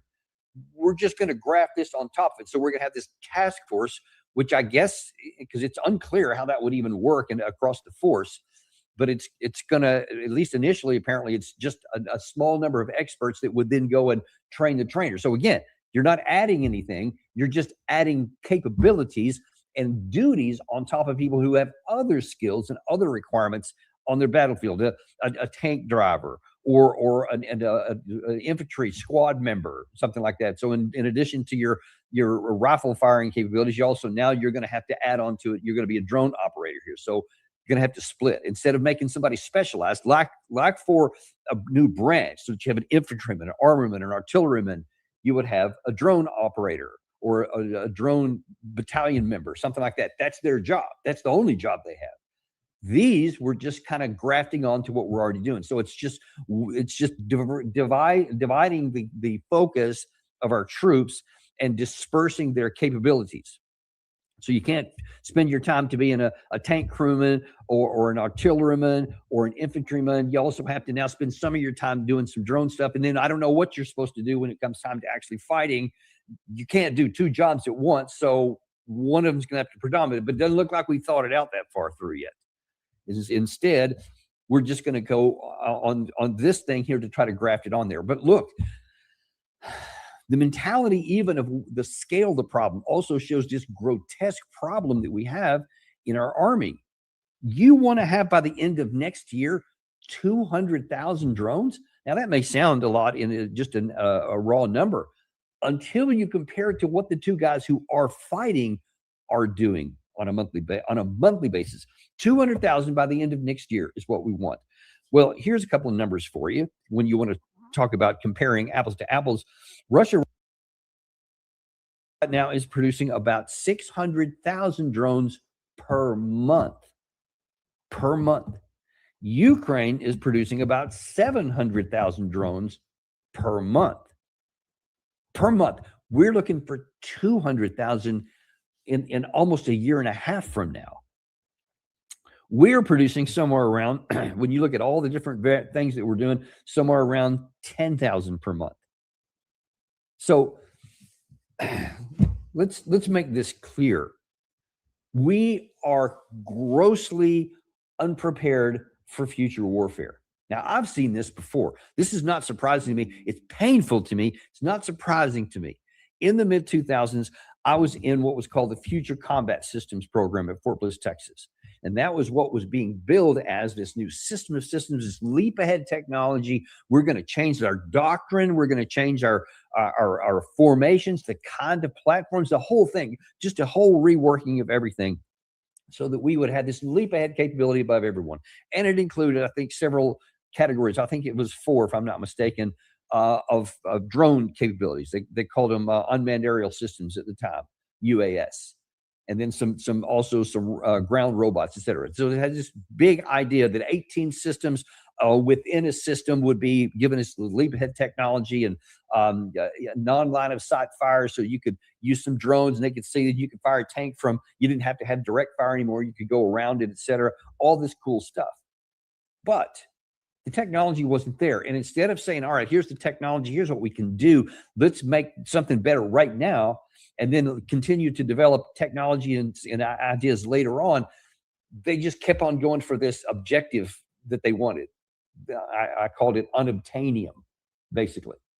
Because instead of doing what we could, we wanted to do what we wanted to, and when it didn't work, there's no problem with thinking outside the box. In fact, it's encouraged. Think about things that don't exist yet. You should be doing that. That's how you get leap ahead capabilities.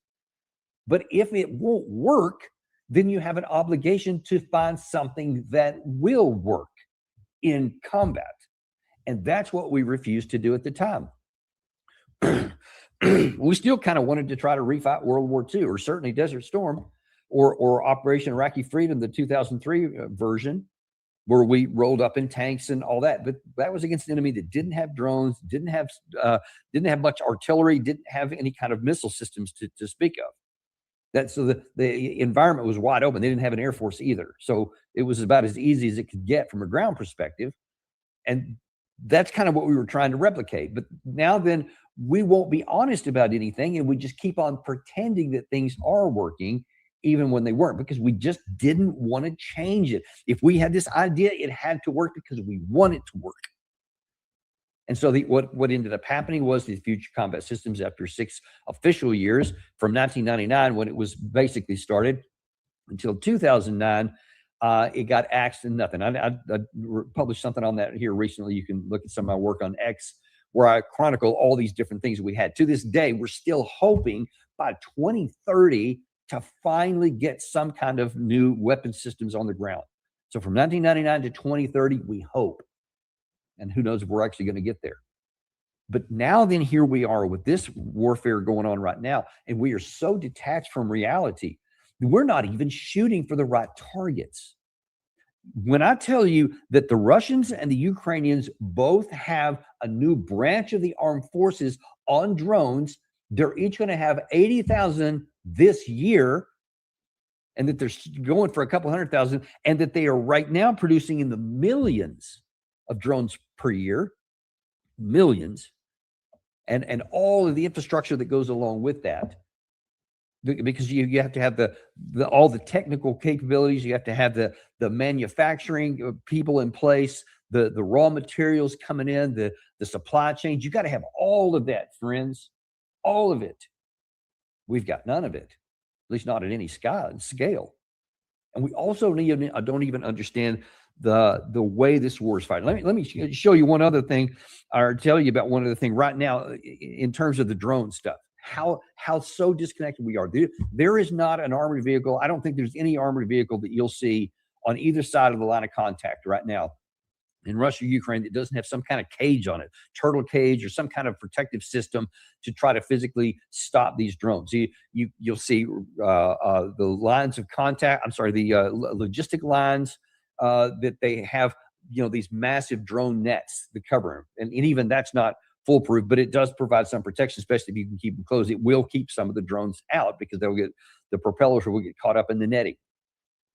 I'm not aware of any netting in America.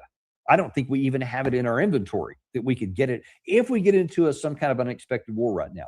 Furthermore, did some research again just before we came on here. Turns out right now, no American tanks have cages on them.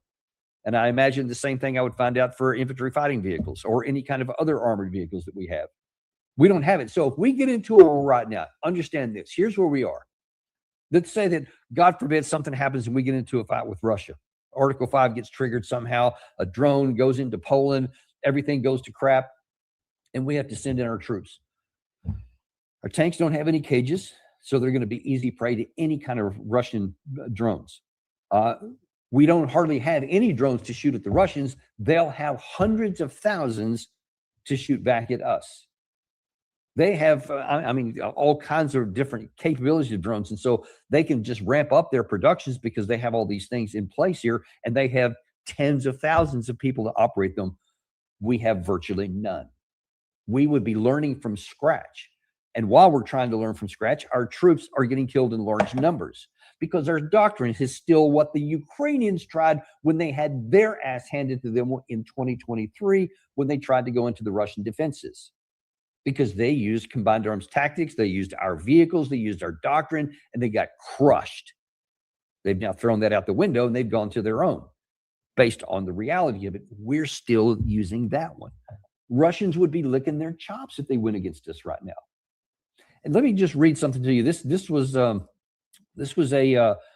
Telegram post by a Russian operator. And this is not pro or con Russia at all. This is just him describing what life is like at the front lines here. So as you're listening to this, just imagine if you're an American here who has no freaking concept about this, because hardly anybody is even aware on the American side this kind of reality. This is the ever-present, daily, hourly reality on the front lines there. Many people in a rare area have very limited understanding of what's happening on the front lines. Some believe that the war consists solely of remote attacks with missiles and drones. Whoever fires more wins. Others imagine that front lines is a continuous line, like in World War I or the Great Patriotic War, what they call World War II. Soldiers are dug deep into ground, enduring a barrage of shells, waiting to outlast the enemy and engaging in counterattacks. I must say that both of these scenarios are far from our reality. In reality, everything is 100 times more complex. The war in Ukraine is different from its unfortunate predecessors. It's a war of a new type.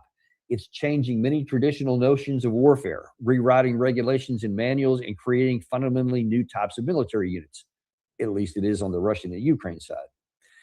Life on the front lines is precarious. What sets this war apart is that 97% of casualties occur outside of direct combat with the enemy. Let me just pause on that for a second. Let that soak in for a second. All but 3% of the casualties happen in this, what's called the gray zone, or anything beyond that. The actual line of contact, what used to be where the forward edge of the battlefield, they call it the FIBA back in my day.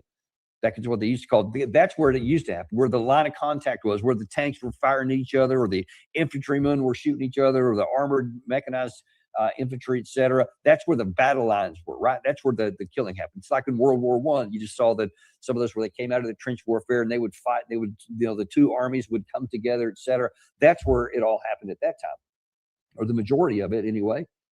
But now then, 97% happens beyond it. And that means drones primarily. It also means long-range artillery.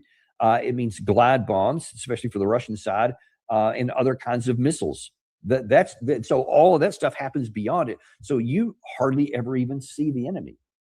97% happens that. And if that doesn't radically change your fighting doctrine, you are desperately wrong. We'll just categorically say that. People die during the advance and deployment to the front lines as they approach the forward edge of the battle area. In the comments, I'm often asked, what is a kill zone? I came across this video a few months ago. It's from the Russian Donbass, a zone of intense fighting. The video shows the ruins of a settlement, one of hundreds, if not thousands, like it. According to the official reports, we have long since taken and controlled this area. But in reality, the video shows a classic gray zone where there are no living people, but there are plenty of corpses. This is what that ominous kill zone looks like, where everything living is under fire. Bodies of the dead and the wreckage of burned and destroyed equipment lie along the roads and on the side of roads. I'll say it right away. Those are the bodies of both the enemy and our own. They lie there for weeks and months. Often retrieving them is a problem and it's dangerous. Not one, but several evacuation teams have actually died trying to recover their bodies. That's a snapshot of what modern warfare looks like right now. And we are radically unprepared for it.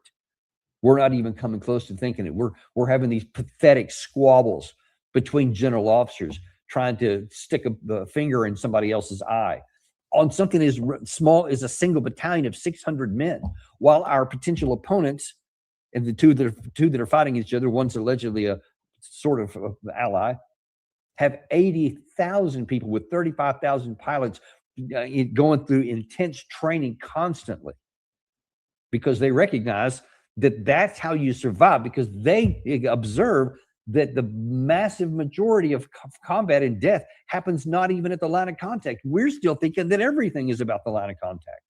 And we're still doing maneuver warfare. We still have those ideas in mind. And, we're going to have assault forces and defense forces and, support forces, all this kind of stuff. Like as it was back when I was still in active duty, when I was the number 2 of the Armored Cav Squadron. But folks, that world is over. Not fading. It's gone. It's like trying to say, hey, I'm going to try and refight World War I with horse cavalry.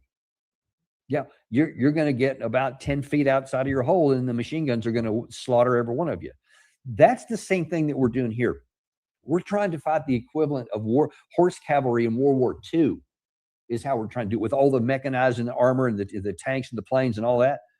That's how foolish what we're doing is. We're trying to fight the next war like we fought the last one, and they've moved way beyond it. I promise you, China is not as foolish as we are. I promise you, they're way ahead on the drones.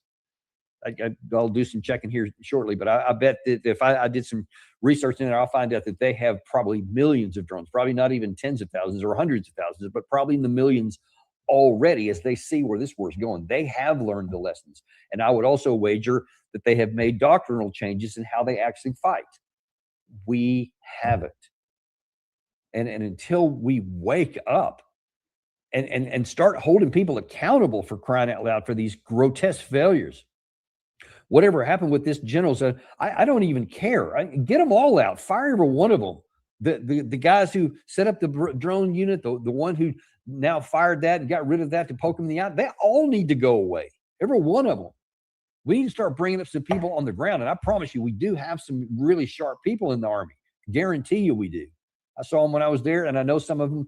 I know some people who are still in the military service. And there's some really good people, some really smart people, clever people, patriotic, hardworking, and smart, and are paying attention and know what needs to be done. Especially a lot of these folks who have gone to some of this stuff, some of these missions inside of Ukraine, talk to the people in Ukraine. Doesn't take much. I'm doing it from here just sitting at my desk and reading the reports and watching the videos. That's enough. You don't even have to have gone there, but yet we're not doing that basic elementary thing. And this could come back and bite us in the ass so hard. We could actually, if we had to fight an unexpected war right now for which we don't have a year to prepare for, we could lose, and I mean physically be defeated in a future battlefield. And in fact, we would be if we go up against somebody like a Russia like that, or even like a Ukraine, somebody who's prepared for the battles that are fought now. We wouldn't last a month. Understand that. We would not last a month because we are not equipped. We're not manned. We're not staffed. We don't have the kinds of logistics that we need. We don't have the kinds of ammunition that we need to survive. Forget about winning. We are so far behind. And you can apply this across the board to NATO countries too. And I believe me, the Russians are paying attention to that as well. We don't want them to get the idea that maybe they could test it out. I hope they don't. But I'm telling you right now, we better do something really quick with our army, or we will be running into disaster. That's where we are, folks. Appreciate you. Thanks. It's a little bit of a different kind of show than I normally do here, but one that is profoundly important if you care about the national security of the United States. Thank you very much, folks. And we'll see you tomorrow on the Daniel Davis Deep Dive. You know, we don't have sponsors because we hate to hit you over the head with ads. I don't like them. So show a little love back. Subscribe, like, and send this to somebody you care about.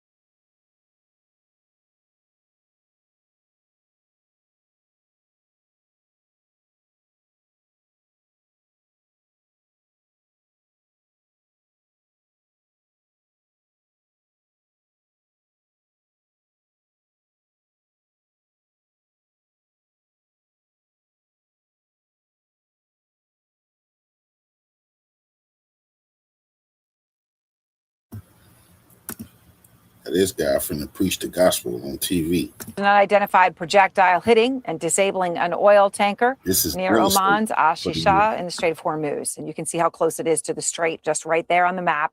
As of now, here's what we know. The tanker's engine room was damaged. The crew is believed to be safe. Now, this is according to the UK's maritime trade operations.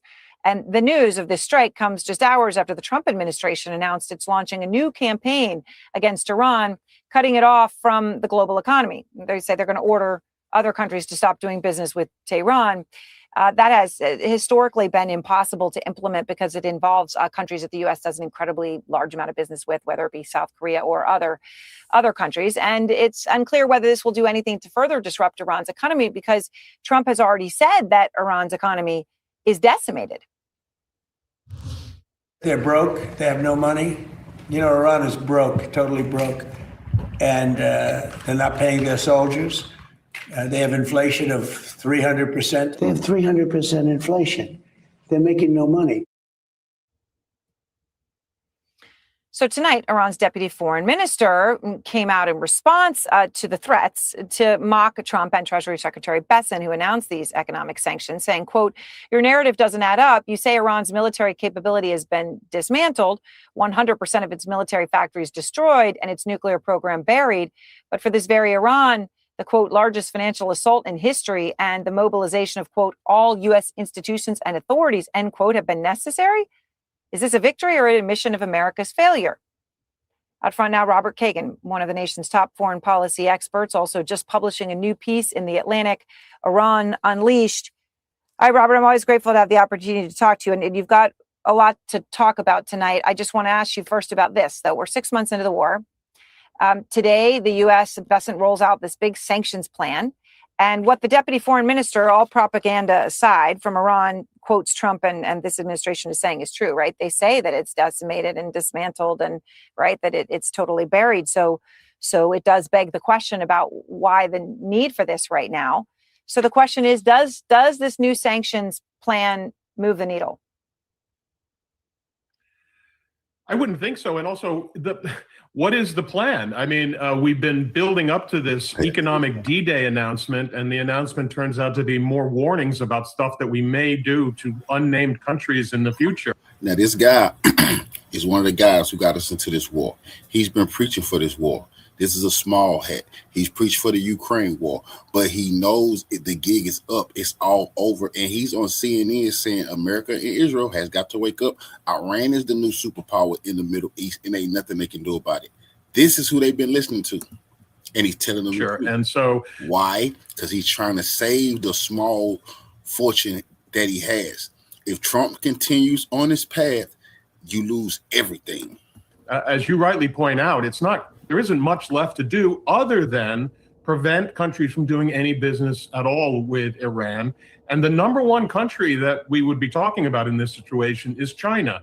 And Trump has a meeting coming up with Xi Jinping. And I think that's why Secretary Treasury Bessent did not mention any names, because he didn't want to mention China. And it remains to be seen whether the administration is willing to be tough on China, because Trump was not tough on China when he visited Xi Jinping. Tough on China. Yeah, right. Well, right. I mean, also, it's, the whole idea of we're not going to trade with you if you trade with them, it just can't add up when it comes to China, right? That's the situation of the leverage, the trade relationship, but just to be blunt. And Iran is pushing back already, right? The deputy foreign minister calling out the threat, saying it doesn't add up, if Iran's capabilities have been destroyed and dismantled. And you write, because of this war, quote, the dominant power in the region going forward will be Iran, not the United States or Israel's. For years, the world has been dealing with an Iran constrained. It will now discover what Iran unleashed looks like. I mean, Robert, look, that's a stunning thing to say. You look at this over an entire career, but to think that the decisions made in the past few months could lead you to say from the U.S. And Israel being the power players in the region to now it being Iran, that is a pretty stunning thing to say. What leads you to say it now? Well, and you're right. I mean, it is probably the greatest strategic defeat the United States has suffered since World War II. So, I do think that's why I wrote this, because I do think it's important for people to understand just how much we have lost here. Totally. Look, the story was that Iran always had to worry, even though it was somewhat aggressive at many times, but it always had to worry that the United States would come in and launch a sort of devastating attack. Well, now that the United States has launched an attack that was meant to be devastating, and Iran has survived, and now the United States is out of all kinds of munitions, of missiles and defense interceptors, the Iranians know that really the United States does not have a military option right now. And that is the reason why the Trump administration is now trumpeting their economic sanctions. But that's a major retreat, and the Iranians understand it. That means Iran is essentially now going to go forward in substantial control of the Strait of Hormuz, which gives it incredible power to deal. Everything this dude is, it's a reason why he's saying this on TV. They've told Trump this. The generals told Trump this. Trump done lost his mind. He done went insane. He don't want to admit defeat. He lies every day. Here's the guy, Robert Kagan. You can look it up. Here's the guy who talks all of the politicians into this type of warfare all over the globe, especially the Ukraine war, especially the Iran war. He's on TV telling you it's a waste of time. Not only is Iran in control right now, they're going to be in control in the future, because he's giving Trump nowhere to run. Don't pretend like you don't know, Mr. President, that it's nothing you can do. And the only reason you're talking about an economic D-Day because you have been militarily humiliated versus Iran. With not just the region, and all the Gulf states are now going to have to make their deals with Iran, but also with the rest of the world. Countries like Japan and Korea depend on access to the Gulf energy sources, something like 90 to 95% of their economy.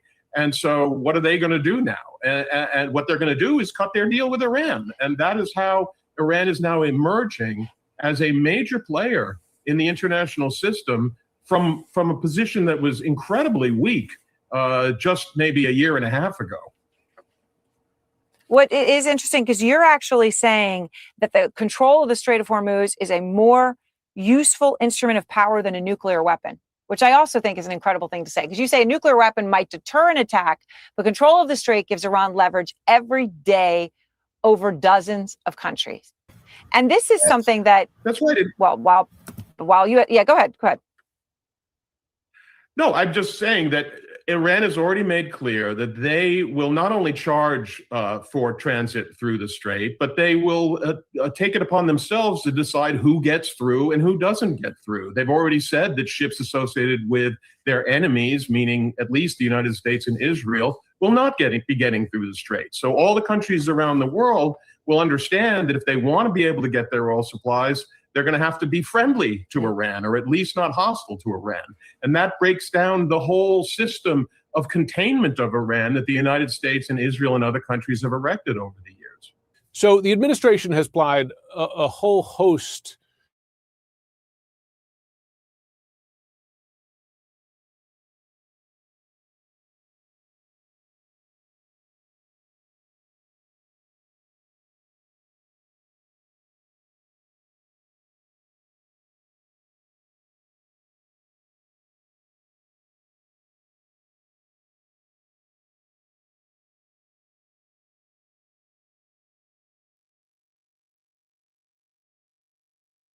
Iran fires a drone that costs $500. America shoots it down, which costs $4 million. Do that math 1,000 times, and you have a problem. The Iran war has exposed one of the most punishing equations in modern warfare, and a $5,000 weapon may just be the answer. Let us start with the numbers.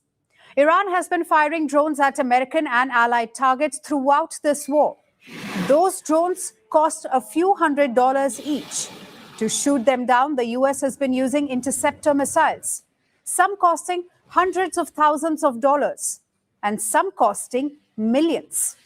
Take, for instance, a PAC-3 Patriot interceptor. It is one of America's most advanced interceptors and it is no surprise that it comes with a hefty price tag. That is approximately $4 million per missile. Using a $4 million missile to destroy a $500 drone makes tactical sense when lives are at stake. But repeating that equation hundreds of times a day is economically unsustainable, because cheap drones can gradually drain an entire stockpile. That is the trap. And the Iran war has made it impossible to ignore. America's stockpiles of critical munitions have been significantly depleted. US intelligence assessments cited by Middle East Eye and other outlets confirmed that Tomahawk cruise missiles, Patriot interceptors, precision strike missiles have all been consumed at rates that are difficult to replace quickly. The US military-industrial complex is not designed for this kind of sustained high-intensity consumption, and factories cannot simply switch to full wartime production overnight. We have plenty. We have a lot of ammunition, different types. You know, Biden gave a lot to Ukraine, and so we're building that up. But we have a lot. We have a lot of the mid-level stuff, too. I mean, more than we could ever use, no matter what. But we have a lot. I'd like to have more, to be honest. But so much was given to Ukraine by Biden. When I left, the cupboards were full. When I came here with Obama, he didn't buy ammunition. We had very little. And I got it built. Now, as soon as I left, they gave a lot of it to Ukraine. I mean numbers that nobody's ever seen before. Now a new category of weapon is emerging: cheap, simple, and fast to produce, designed for one job only: crash into an incoming drone before it reaches its target. At the center of this shift is a Florida-based startup called Powerus. It has developed an interceptor called the Guardian. The Guardian is based on Ukrainian technology that has proved effective against Russia's Iranian-designed Shahed drones. It costs approximately $5,000, and it needs no sophisticated guidance system or a multi-mission capability. It just needs a small weapon designed to kill a drone. Guardian is not designed to replace expensive systems like the Patriot. It is designed to work alongside them. The concept is called layered defense. Cheap interceptors handle cheap drones. Advanced missiles are saved for ballistic missiles and high-end threats. But the cost of it is only half the problem. The other is speed of production. PowerS currently produces roughly 3,000 Guardian interceptors per month. It is building a global manufacturing network targeting 15,000 units per month by mid-2027. Guardian has been deliberately designed for simple assembly using commercially available microchips and GPS modules, the same components you might find in a consumer electronics device. That simplicity is the point. Traditional defense weapons can take years to develop and are even produced at a small number of highly specialized plants. Guardian, on the other hand, can be assembled quickly. PowerS has already partnered with a defense company near Mumbai to manufacture Guardian interceptors on Indian soil. According to the New York Times, which first reported these details, India has been watching the Iran war closely. It faces drone threats from multiple directions and has been investing significantly in its own counter-drone capabilities. A domestically manufactured $5,000 interceptor built with commercially available components fits precisely into India's defense self-reliance agenda. And without a doubt, the startup space is moving fast. But established defense giants are responding too. Lockheed Martin announced in July that it plans to produce a lower-cost interceptor in Europe with European partners. Raytheon already has its Coyote interceptor with an estimated cost of over $126,000. California startup Neros is developing its Bandit interceptor, the basic model of which costs $5,000. The price range illustrates how rapidly a new market is forming between the ultra-cheap attack drones and the enormously sophisticated missile systems traditionally tasked with destroying them. But there are real limits to this revolution. Systems like Guardian are designed for drones. They cannot intercept ballistic missiles. They are no replacement for high-end air defense. In fact, Iran could also develop faster, more sophisticated drones. And that is exactly what Iran's own military chief recently touted. That Iran is now producing high-quality weapons than ever before. With the dedication of the ministry's staff and senior managers, they have been able to produce equipment that is much better than in the past, which possesses both superior capabilities and high quality. Furthermore, they have been able to bring it to the production stage in much greater quantities than before. So the final takeaway: the arms race does not end. It just shifts to a new price point. The broader lesson from both Ukraine and the Iran war is clear. Countries need an affordable way to destroy cheap drones. And the $5,000 interceptor is the first serious answer to that problem. The revolution is made through human beings, but individuals must forge their revolutionary spirit day by day. Every revolution begins.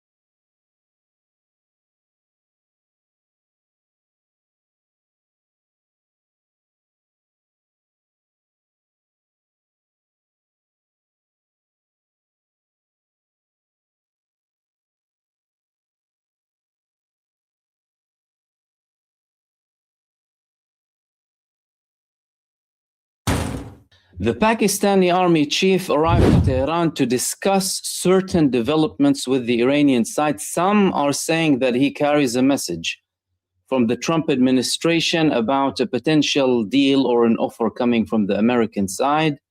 Recently, there have been more talks that there are new proposals coming from the Trump administration to Iran to try and reach a deal. However, other leaks are speaking about a different offer coming from Pakistan, and this time it's actually to join the Mecca Defense Pact, which would mean there would be a defense pact between Iran, Turkey, Saudi Arabia, and Pakistan, which could expand further.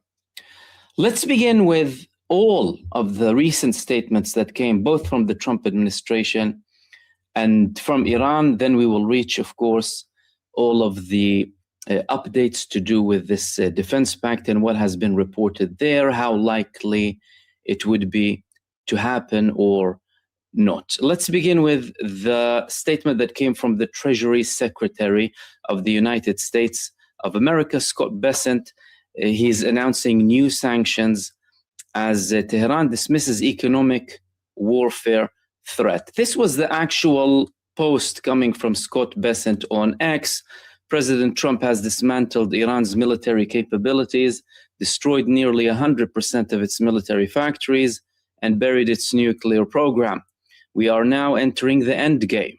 At dawn begins an economic D-Day, the single greatest financial offensive ever marshaled against an adversary. The Islamic Republic has subsisted by dressing extortion as security guarantees. It has drawn strength from a calculus that regards Iranian retaliation as certain and American enforcement as negotiable. Under President Trump, that era is over, and those who fear the danger of defying Tehran ought not to discount the cost of testing Washington. Is this a direct threat to the American allies in the region, particularly this statement? The president has created the conditions to leverage every agency, every authority, every action, and many assumed we would never summon. Our objective is to sever every economic lifeline that sustains the tyrannical regime until Tehran stands alone. As a matter of fact, apart from the dramatic tone coming here from Bessent and the American administration, this is one step back from the United States, assuming they would focus primarily on sanctions and they would get out any sort of military threat of a war or another attack against Iran. The United States has taken a step back by returning to sanctions rather than military threats. Is it not clear? They're no longer issuing threats to bomb the living daylight out of Iran and destroy the civilization. Doesn't mean they won't. It doesn't mean that it's only going to be an economic pressure on Iran. But that's how we translate it, that the United States isn't interested in escalation. And apart from this threat, the reality on the ground is very different from the portrayal of the American administration. The United States is at a 44-year low in terms of oil supply. The United States just has 41 days of crude oil inventory left, the lowest level in half a century, and it's only getting worse. Now they're at 293 million barrels, so they're losing out day after day. And that situation isn't a sustainable situation. It's a very dangerous situation because you will start feeling the real impact once all of these reserves are over and done with, assuming Trump is that strategically ignorant and stupid that he would allow them to reach that stage, a very, very dangerous stage. Add to that the fact that from Iran's perspective and the Strait of Hormuz, everything is very clear with the Strait of Hormuz. This is the traffic of the Strait of Hormuz. Let me just give you an example. This was a recording just a couple of days ago from the traffic in the Strait of Hormuz. We can see ships still transiting from the Iranian designated route. There isn't the normal movement that was there before, absolutely. Iran is still passing. There's hardly anything, if at all, from the southern part. There are still talks with Oman. The Omani foreign minister is now in Iran after a meeting or an attendance, from the military chief of Pakistan. Is all of that connected? One of the most important things is that this situation is not a sustainable situation. That is a very dramatic change. That is very vital. I mean, the Strait of Hormuz is probably the most vibrant out of all military supply lines, oil supply lines in the world. Yes, approximately 20 to 30% of all global supply goes through there, but it's very vibrant. So it's not all of the oil, but it's the most vibrant one. Now that you have also additional attacks in the Red Sea, and Ansarullah are actually expanding the reach of their attacks, all of that is adding even more pressure. This was a recent attack carried out by Ansarullah, 1,000 kilometers away from the most northern part, approximately, of Yemen, that is under Ansarullah's territory. You're talking about a huge distance here, and they're covering the majority of the areas, decapitating, in essence, the Saudi oil supply to the United States and globally, because the Saudi establishment is continuing with its escalation. However, taking it back to the Strait of Hormuz, these maps prove that this is not a sustainable position to be in. It's a TNT barrel. It's a situation waiting for an all-out explosion. Can the United States survive longer than Iran with this pressure? Are they in a position to keep their forces for a very long period to see an impact against Iran? Or is the United States going to give in far more quickly than Iran? Iran's security chief Mohsen Razai recently stated that if the economic war continues, not a single drop of oil will be exported, neither through the Strait of Hormuz nor from anywhere in the Persian Gulf. Iran will regard any country's participation in support of America's economic warfare against the Iranian people as an act of war. In addition to that, the Iranian side also stated that they would treat this as outright declaration of war if the situation continues as it is. So they're not ruling out any preemptive strikes against the United States, and you may see that happening. However, from an Iranian perspective, they would rather accomplish what they want without resorting to war. It will not take away the threat, but they would rather do that. And the past several months prove that there are concessions that happen on the ground should Iran even threaten. So how is that all linked to Asim Munir? Asim Munir, the chief of the Pakistani army, arrived to Tehran supposedly with a note coming from the United States President Donald Trump to have another offer for Iran. Recently, Pakistan said that the actual negotiations, they did not really end, as in they still have an option for them. They ended between Iran and the United States, but the efforts did not end, and there's still room for talks. Simultaneously with the arrival of Asim Munir, the foreign minister of Oman arrived as well. Oman is the main partner of Iran in the Strait of Hormuz if anything happens there. Trump threatened them before. He said we'll bomb the S out of them if they disregard the American interests. So there could be some coordination happening there from Pakistan, whether they would try and send Iran positive messages or tell them that, look, the United States might actually go on a different campaign, or there could be something else. According to CIA analyst Larry Johnson, former CIA analyst, Asim Munir actually is inviting Iran to join the Mecca Defense Pact. Let's listen to this video and what he said. Munir reportedly is going to offer, as discuss the invitation to bring Iran into the Mecca Agreement, which, if invited, they will certainly take him up on that. Then the report also that Pakistan's going to propose a mutual defense treaty, mutual defense agreement with Iran. Munir. That was a statement that came from former CIA analyst intelligence analyst Larry Johnson. Now, Larry Johnson has his sources. He said multiple things in the past that also turned out to be true. I, of course, haven't been able to verify that from a different source.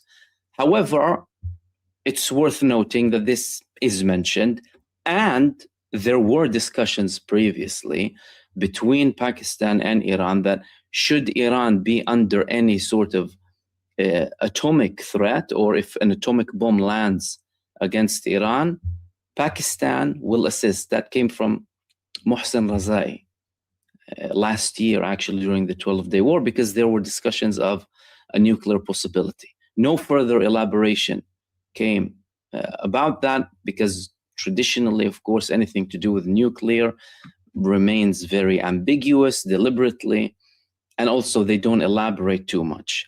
How likely is that to happen? Now, Asim Munir is already there in Iran. He arrived, his airplane arrived earlier on, and they're talking about potential, again, offers from the United States to do with a deal, because Pakistan previously said the efforts did not end. However, does this actually include an invitation or a potential invitation or even a discussion of Iran joining the Mecca Defense Pact? There are a couple of options here, and we need to read the Iranian responses of this defense pact that came recently, in addition to the reality on the ground and the strategic situation of the United States. In a recent statement that he had in a press conference, the Iranian Foreign Ministry spokesperson Baqai said that we have no reason to think that a pact in which 3 Islamic countries and 2 neighboring Muslim countries are members is targeted against Iranians. Listen to that. So he is ruling out any sort of hostile approach, although that's a possibility that we mentioned before they signed the defense pact and after it, especially with some hostilities being there from before.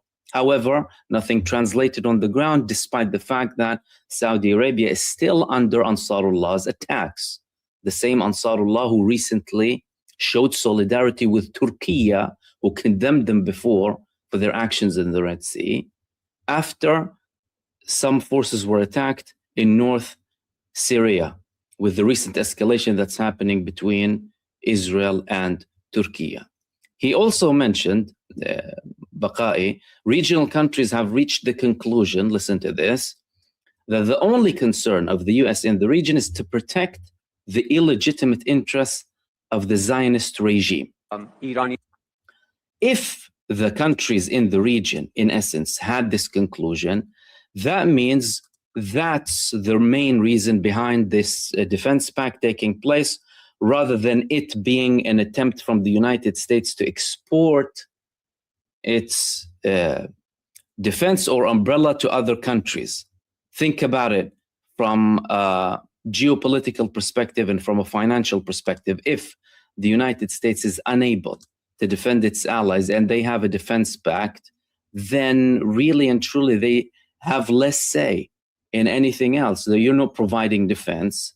You failed miserably with this defense after you attacked Iran, potentially against their will. Listen, despite the propaganda in the Arab media, there could be a situation where the United States targeted Iran from Arab bases without the consent of the hosting countries, simply because they don't have a say. Maybe. We don't know. It doesn't take away responsibility from them, of course, and it shouldn't stop Iran from responding to the source of threat and attack, a hostile, illegal act of aggression from a different country. That could be the situation. There could be a position where they didn't want it, and the United States forced itself and its actions from there. But Iran, of course, had a right to respond. Now, how likely is it for Iran to have a defense pact with Pakistan, Saudi Arabia, Turkey? How is that going to all turn out? The reality is there is already an understanding between Iran and Pakistan. Iran and Pakistan had communication, coordination, There were small skirmishes on the borders that were quickly taken down. Iran and Pakistan had an understanding even after the aggression of Israel. Pakistan didn't rule out helping Iran with anything that it needs before.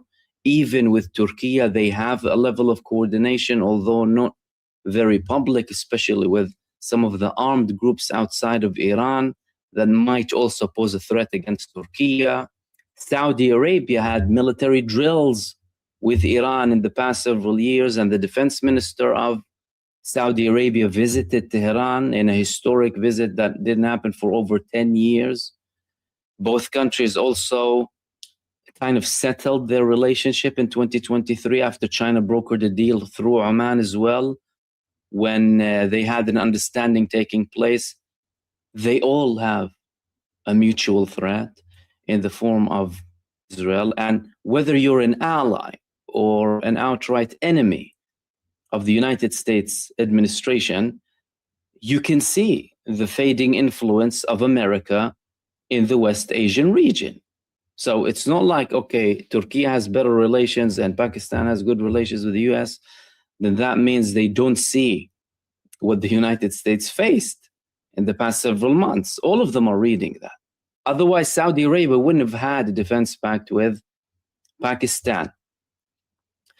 Assuming this report is true, and eventually we will, of course, know whether it's correct or not, this would be the missing piece in any defense pact that takes place in West Asia.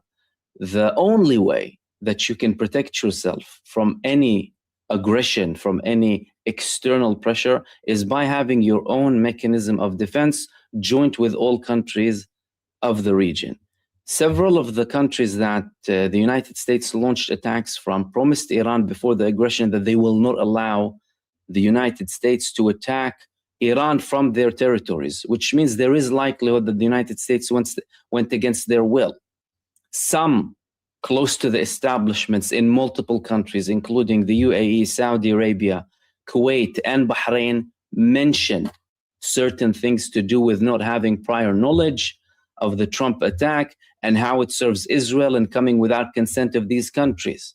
But then they were later trying to apply pressure on these countries to participate because they saw the Iranian attacks. And these countries and their media outlets were trying to protect their image by trying to say that, hold on, we actually didn't participate. It was the United States and Iran is attacking us, so that they don't appear to be aggressors, although the United States carried out the vast majority of the attacks. All of that leaves the possibility open. It's an option. It's the ideal option, as a matter of fact. But should it happen, and should Iran participate in this defense pact, that will be the complete end of the US era.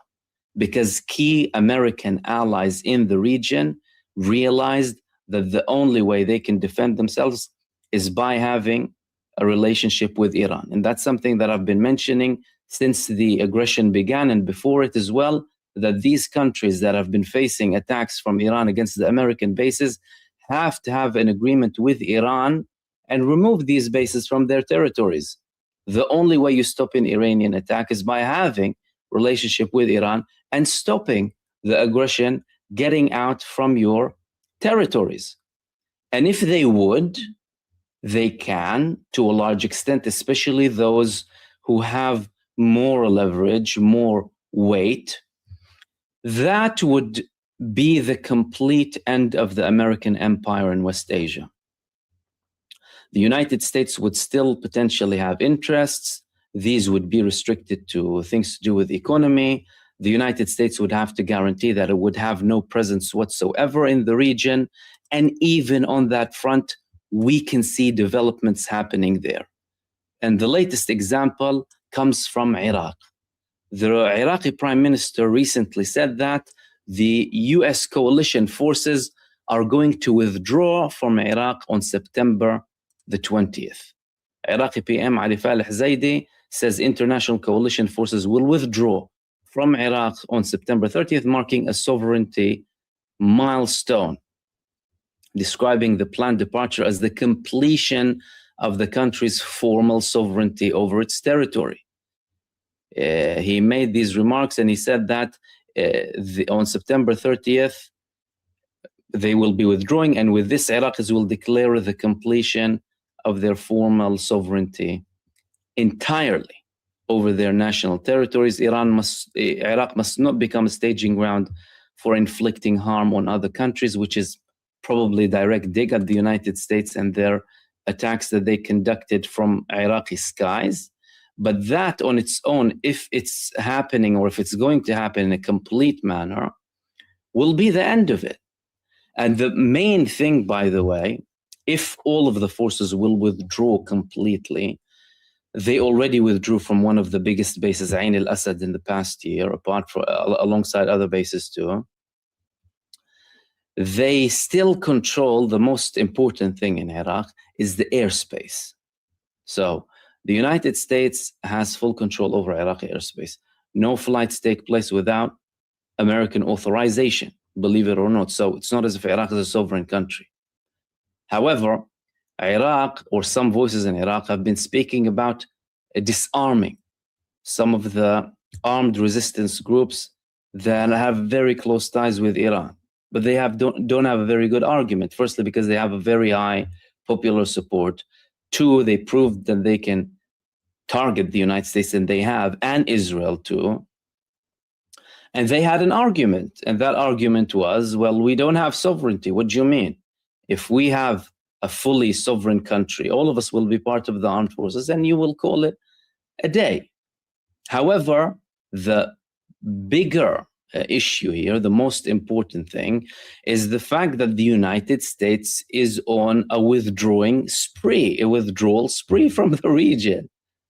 And that is a strategic Iranian win. That's a strategic victory primarily due to Iran's resilience and steadfastness and handling the pressure for decades upon decades for its sovereignty, for its support for Palestine, for its support for the Palestinian people. And they ended up with all of the actions of the Palestinian resistance, the Lebanese, the Yemeni, the Iraqi resistance to Iran, by confronting the main force behind all of this, the United States empire, and defeating it in this manner, although the war really hasn't fully ended yet, will mark the complete end of the empire. All of these developments are to do with Gaza's genocide. Before that, the resistance operations against Israel, the Palestinian resistance, the genocide, everyone who participated, reaching towards Iran, and now all of this expulsion from the region. And all of that has a direct impact on none other than Israel.